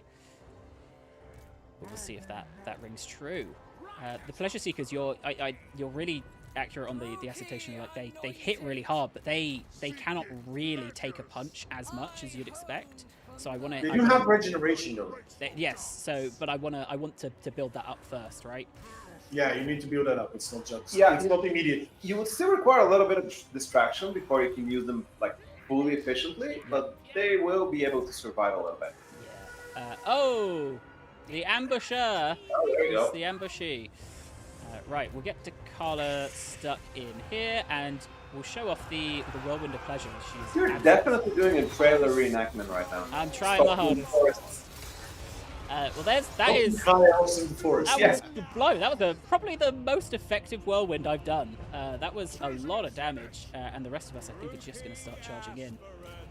Right. Yeah, the Dechala has an ability that just does a whirlwind with all the 6 swords around her, devastating against the infantry if used correctly. And hey, sometimes we use things correctly on this stream. These guys are really annoying. I'm really glad I Just debuffed need to them. make sure you get the slang wars in melee as soon as possible. Yeah. They're going to be one of your stronger units. Yes, so if we can break on this flank here, I've prepared these guys for a rear charge. I was hoping to get the artillery. It looks like I will catch them. They are so fast. Especially with the mark that I put on them. Incredibly fast to be able to catch those. I mean, they are chasing artillery, so I would hope they'd be able to catch them. Right, so Ilario has landed. I'd love to get Dechala over there. This feels like it's going to be a key area for us. So, we can use some of the bound spells from our... Druki anointed. I did just put Dechala in the middle of that. But hey, it's all fun and games, you know? I'm sure the 360 missile block will help with that. Quote, unquote. No, not really. It doesn't. This is not the. It's a joke, man. I was trying to get these guys set up into a position where they could start to shoot these sky cutters, but I think they got attacked by chariots. I think the chariots are gone. Because to be honest, having 6 arms is pretty great for everything. Killing stuff, stopping stuff. Like, why not stop us now? We have our Praeton to go and fight them as well. Actually, let's go fight that one. So yeah, these guys have caused absolute havoc in the back lines. Yeah. Someone asking if where is it? Dechala gets unholy manifestations. Nope, that is in this build, but not in the final build. There we go. He's coming for a sky battle. Eagle versus absolute nightmare creature. It's a heavily mutated deer. I mean, Flying. Flying deer. I mean, it's more muted. If Than it's deer. not terrible enough, the heavily mutated bit. I mean, taking a fair amount of damage from the range, but I mean that's kind of what you'd expect, isn't it, from a High Off's army? I think that's pretty much mopped up. The devotees. Hey, look how nice it is for Slaanesh to have a ranged unit to be able to shoot something out the sky for once. There we go. That is Ilario. Where are my pleasure seekers? So what did we? Didn't have time to utilize her healing. Bye, Ilario. There we go. So this is probably the strongest army I could make at this point, because I was hoping that if we go into Ulthuan, not hoping, but seeing as is going to happen, everyone's going to declare war on us. So I feel like I'm going to have to fight multiple battles in a row. So I thought if I have a strong army, even if I'm getting whittled down each time, then it'll all be fine. Yeah, this is actually a good point to use the demonic attraction, because that could potentially allow you to combine a demonic army on the fly and supplement whatever you're trying to do. Yeah, so we've occupied this as a thrall camp here. So what this means now is we've got 1,000 thralls to get out of this camp, right? Luckily, it's also nice when it has a port as well. That's just a few extra thralls. A few different ways we can do that. So we can be nice, or we can be nasty. I won't lie to you. I've been pretty nasty with all thrall camps. I needed the money, so you can reduce this population a lot quicker and get some money out of it. You can slow that deplenishment just a little bit, or you can do both. Slow it a little bit, but also convert to money, and then also speed it up. Thralls are a very versatile tool. Yeah, I think I was going to say a resource, but No. So we have 600 thralls. It may be nice to try and build up in 3 turns to get the dizzying battlements, just to see if we can get that massive chaos spawn. You know, and look at us giving out gifts as well. Absurd. How nice of us to do that. We're going to aim for 100 decadence, which we should get in just 2 turns. We called it out at the very start, but Dechala very good with mortals, so you're seeing a lot of buffs here to mortal units. Yep. Where's the one that I'm looking for? Here we go. So even stuff down to immune to contact effects, really useful, and just a straight buff for melee defense and melee attack. I don't have many mortal units in this army, which is because I just wanted to show Your off mistake. all of the DLC stuff that I could. But if I was focusing in, I would. But you know, even getting the Chosen here is getting them a buff is really useful as well. But I think if I was playing just for fun, I would probably have a bit more of a Marauder focus, at least for the first 30, 40 You get turns. Sivkar in the army as well, buff up the Marauders even more, and you can have quite the unstoppable army. Exactly. Mortals. Uh, Which is kind of the opposite of the Masque of Slaanesh. You can have quite an unstoppable army of demons. And that is very helpful for the playstyle of Dechala, where you really need to move, as these throw camps will lose their throws at some point. Nothing is. Yeah, those are not endless. Those are not endless, definitely. And once they're lost, they're gone. You need to find other ways to deal with what to do with that settlement, basically. So you need to move on to the next one and the next one. Someone asked if we could show the skills for the Druki Anointed. Literally the second I opened this up, so perfect timing. Really interesting design here then of these two spells locking one another out. So you're choosing to make your kind of custom mini spellcaster as you go through this tree. I love Slicing Shards, so always going to go for Slicing Shards. But Soul Stealer was tempting. I mean, you can tailor them to however you want. Do you want more dark spells, more champs? Yeah. I went for Chill Wind just so that when we were in battle, we could see there were those different spells. But yes, otherwise there is that's the skill tree. They're similar up here, like choosing whether you want them to be buffing up devotees, which is a really nice synergy, or buffing themselves, or performing better as a hero. Yeah, the devotees really go with the Druki. It's their leader. It's the one that they should go with, basically. So you shouldn't forget to take one with them. Absolutely. I think the interesting thing that we can see here, I hope this doesn't get attacked, but it could have been a good choice here to not make a Thrall Camp and to have instead made a Tormentor's Hold, because if I lose this army, I really can't recruit much back in quickly. Yeah, and you don't really have much in the demonic faction either, so you would need a little bit of recruitment here. So this is, yeah. That's a big if you lose that army. It is. That is a pretty good army, to be honest. Thank you. As I say, I played Tool with it, so it sat there, like built up the Pleasure Palace, and you can see the now that you can see how much it costs to build the other one, just the sheer amount of thralls that have been sunk into this to get it to this level is like maybe 20,000, 25,000 thralls. Like all of this area of Cathay. You get the job done, though. Luxury requires sacrifice. Exactly. Let's just get them up to the top. I know I should have gone for Arcane Conduit. I know people won't like that I didn't, but hey, I like what I like. I'm helping. I'm trying to help Gelt out over here because I do feel a bit bad that we have straight up abandoned him in the war. It feels like he's your own personal project there. I worked so hard to vassalize Gelt. Okay, just like you had it with Marcus Wolfhard when playing. Exactly. Hey, look, he could be. It feels like you want to play Karl Franz again. there could be a Slaanesh face under that mask. All right, we don't know. But yeah, the region trading also very important for Dechala. You may see in some of the creator builds that was something that we fixed up to make sure that was working as intended in a later build that they got. So hopefully the ones that you see will have that embedded in. Yeah, she has pretty good uses for region trading, so very much back and forth. So we've spoken a bit about the I was converting this one, wasn't I? Yes. So we spoke a bit about the Thrall camps. On the flip side of that, you have got these Tormentor's Holds. So this is where you're going to be getting just some quick and dirty military units. They're not going to be the high tier stuff, but it's pretty fast to be able to get these and to be able to reinforce an army out somewhere else, right? Yeah, these are the place where the Tormentors would gather, basically, to get your troops to do some forward reinforcement base if you need some troops immediately, something like this. The Tormentor's Cult will be the place to go. Yes, and also the ability to sally out, perform a sally attack, which is a popular mechanic. It could help you in a pinch. Yep. I did also get, when I proliferated, I got into Erengrad, and I was tempted as well, because I thought it might be fun to go and attack the most like devoted followers, but the ogres own it. So... And also, Alara is not there. Yeah, I mean, Goldfagger's, by the looks of it, been on a bit of a rampage up there. I don't know who the strongest faction is. Crooked Moon. And Worldwalkers, which is, again, a hint for next week. Yeah, that's going to be a story to tell. It's a bit awkward that Gelt is stronger than me. But he's your vassal. He's my vassal. But he's only this strong because I let him live. I don't think you just let him live. You're actively helping him. I mean, exactly. I gave him a few settlements. You know, there were some questions as well about how thralls work. So if I lose a settlement after I've grabbed all of the thralls out of it, and I take that settlement again, will there be thralls back in that settlement? I'm sorry, could you repeat that?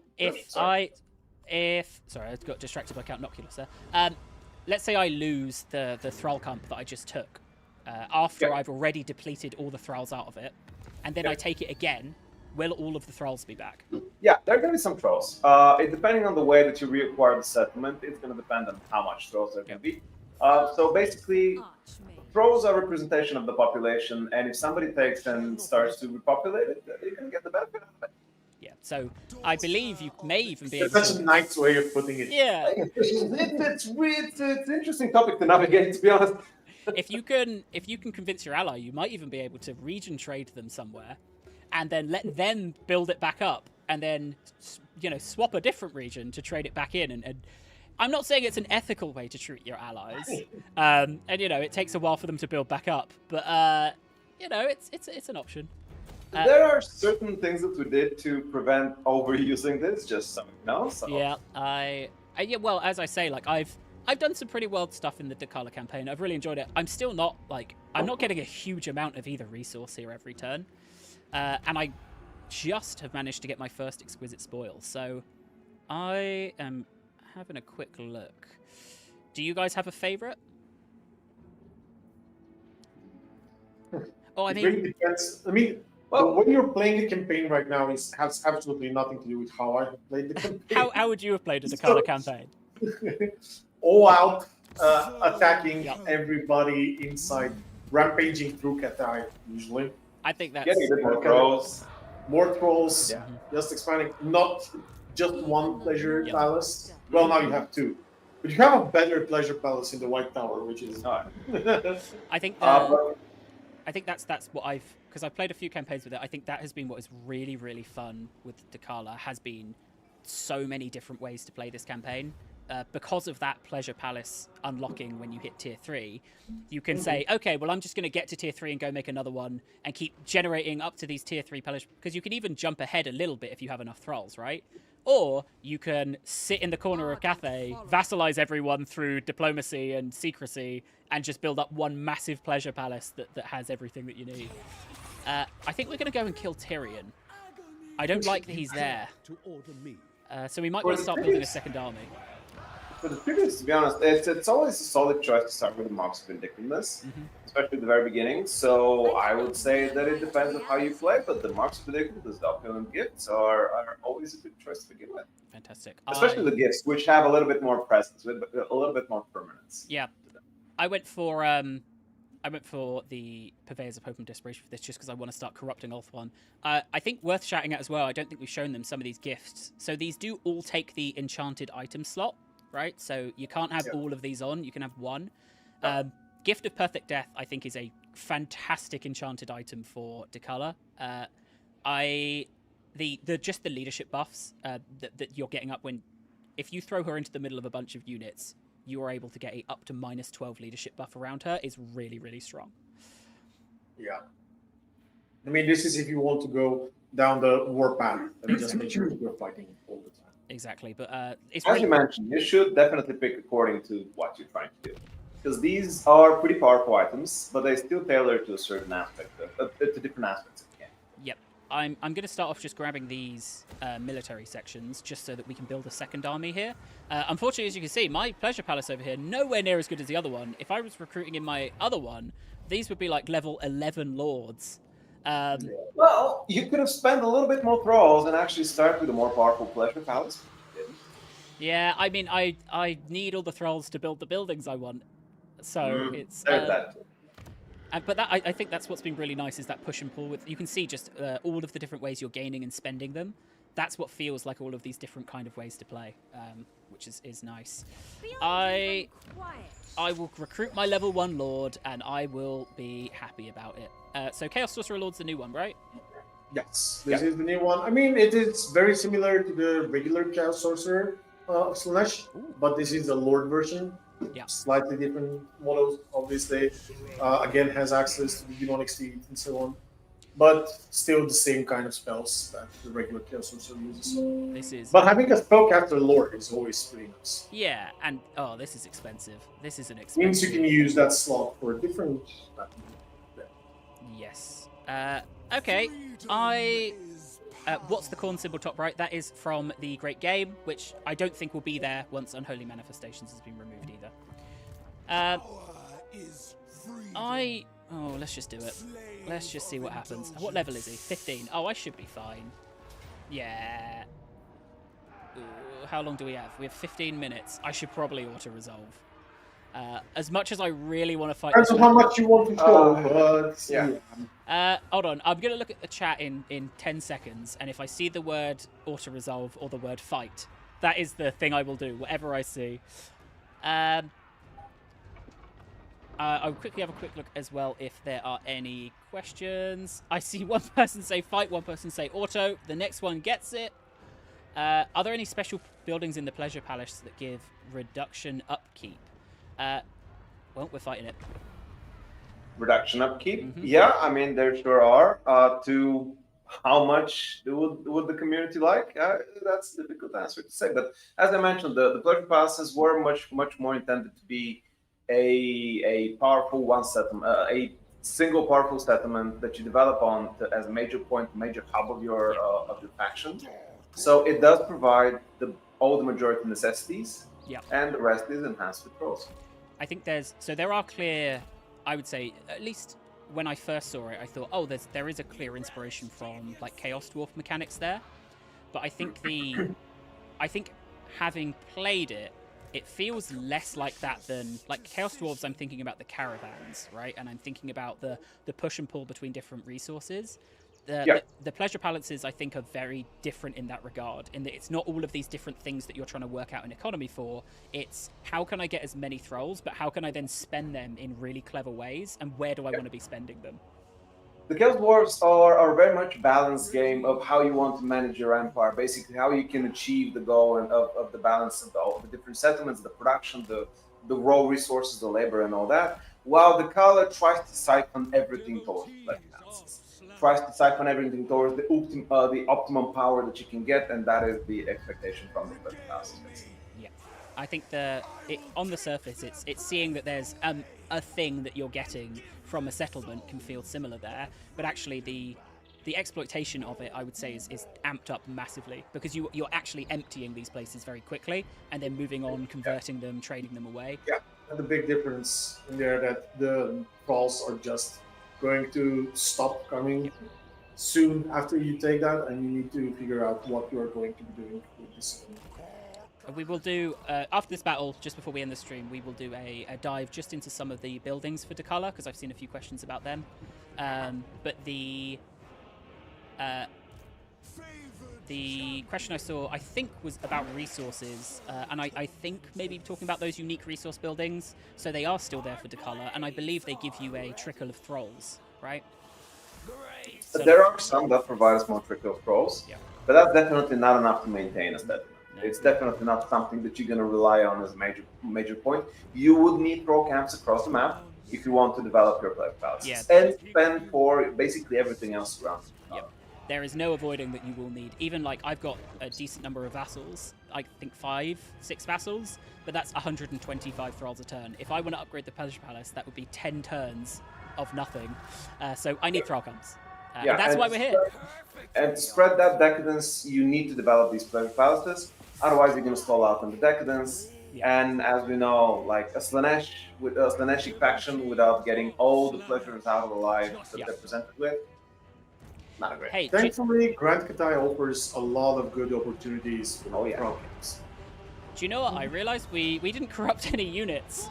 So this is just full Tyrion, which I don't feel great about. I would have loved to have corrupted these flyers over here. So not feeling great about that. Don't worry, with the army that you have, with the Slangors and the Pleasure Seekers, I think only your champions of Slaanesh are engaged right now. We've got... Yeah, I had these guys sneaking up. I wanted these guys to start shooting things out of the sky. Let's get Dechala And I guess you should try to deal with the backline a little bit, because they are raining in. Yeah, I think my champions are being cut up a little bit over here. They are over by themselves. Who have we got? We've got a Praeton who I guess should just start not getting shot and take out some of these ranged troops. Dechala holding her own though, doing a lot of damage. It'd be nice to maybe call in some spells. So You need to figure out who defeats Tyrion, though. Dechala is a good candidate. Yeah, you could considering she's higher level right now. Yeah, I think that's probably going to be the play. Is nothing like to do with. But yeah, Dechala is going to be very good if we reposition towards Tyrion. Yeah, there we go. I've got her at max damage. I wanna beat them very quickly. Let's get shoot. Tyrion is level 15, I think. And here we go. So I was hoping to get these guys able to charge into the rear of something, and I think these guys got caught hunting something. With the Slang Wars, the idea is to get them engaged as soon as possible, so you can start getting their ability up and running.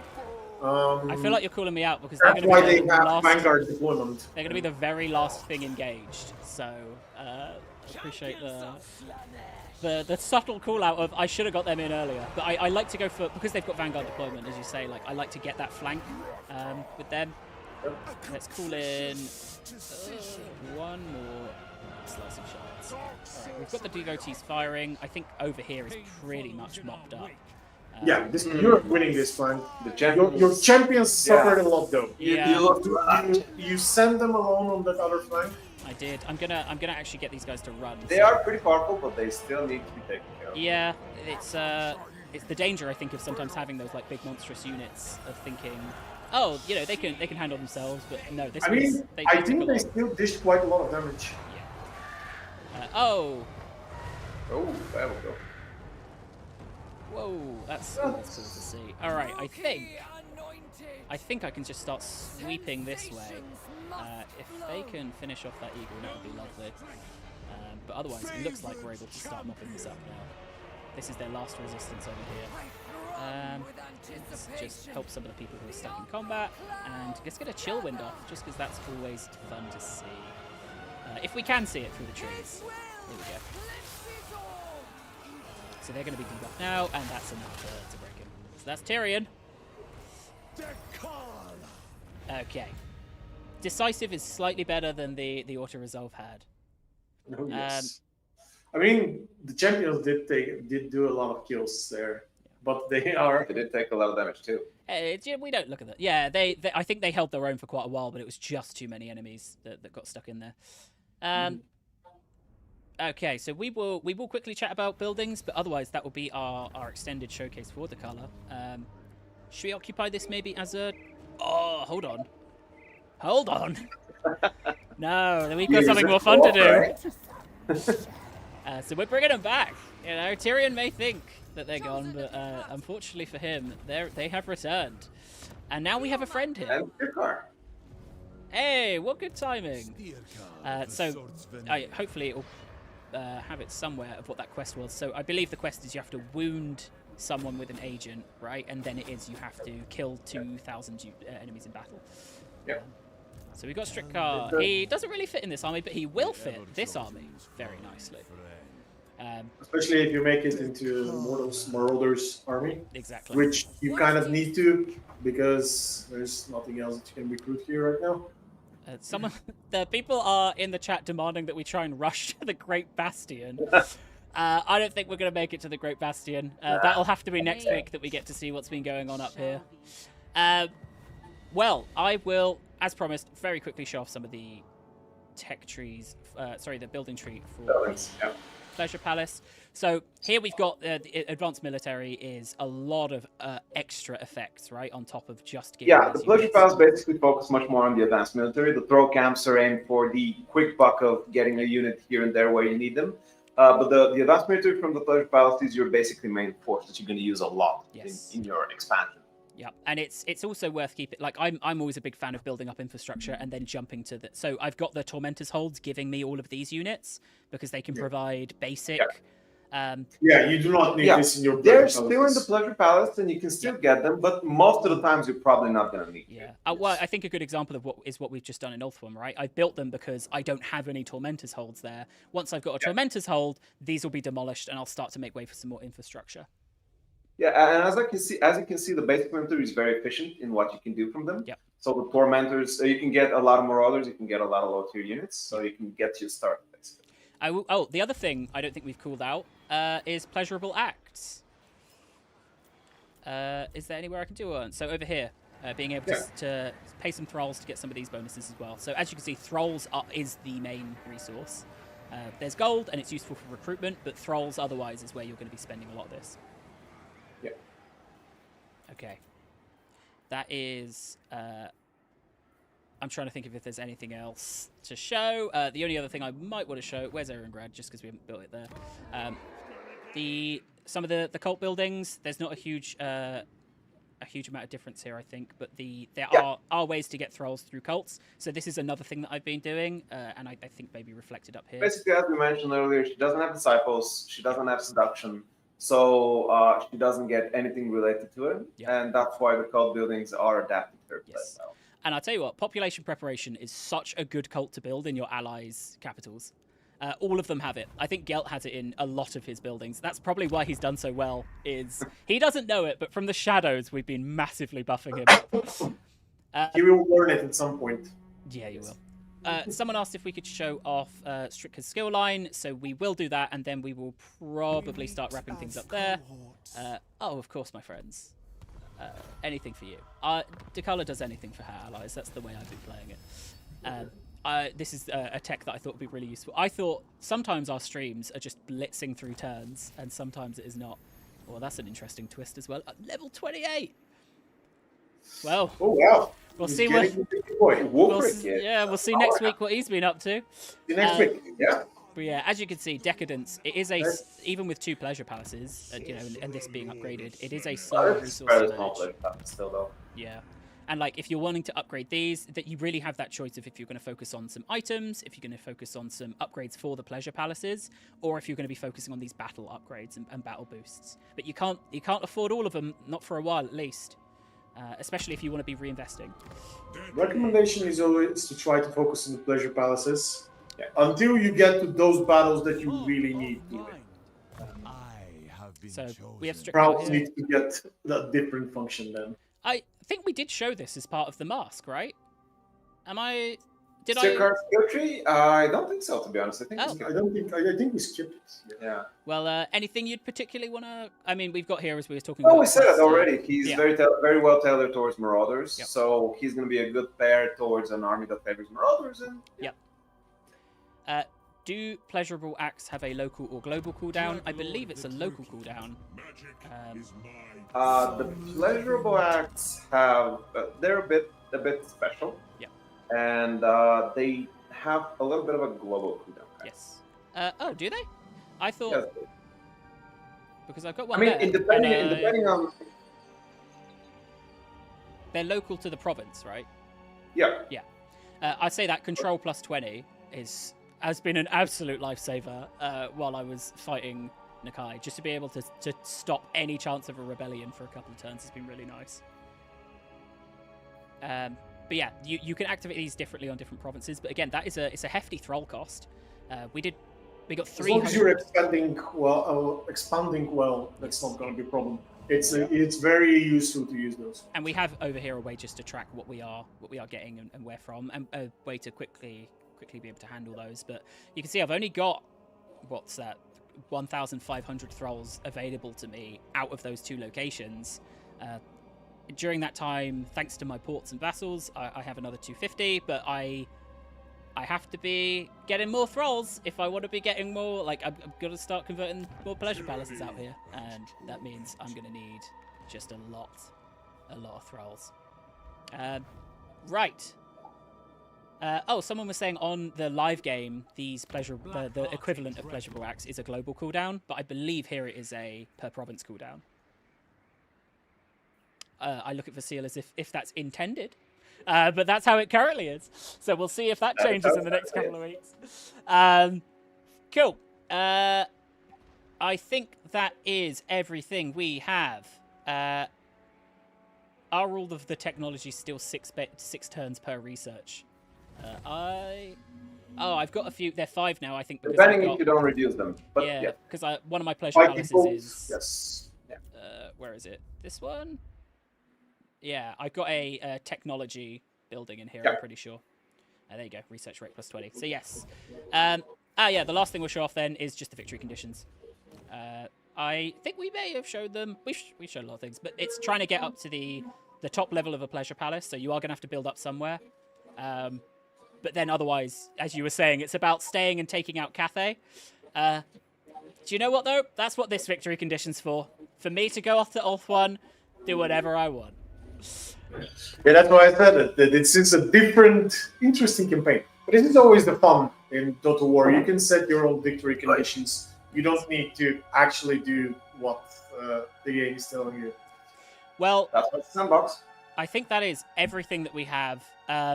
Someone asked if we said anything about Morathi. We did right at the start of the stream. I think that was the first thing we loaded up, if not the second. So worth having a look through. This will be on the Total War Community YouTube channel if you want to go and watch any bits that you missed.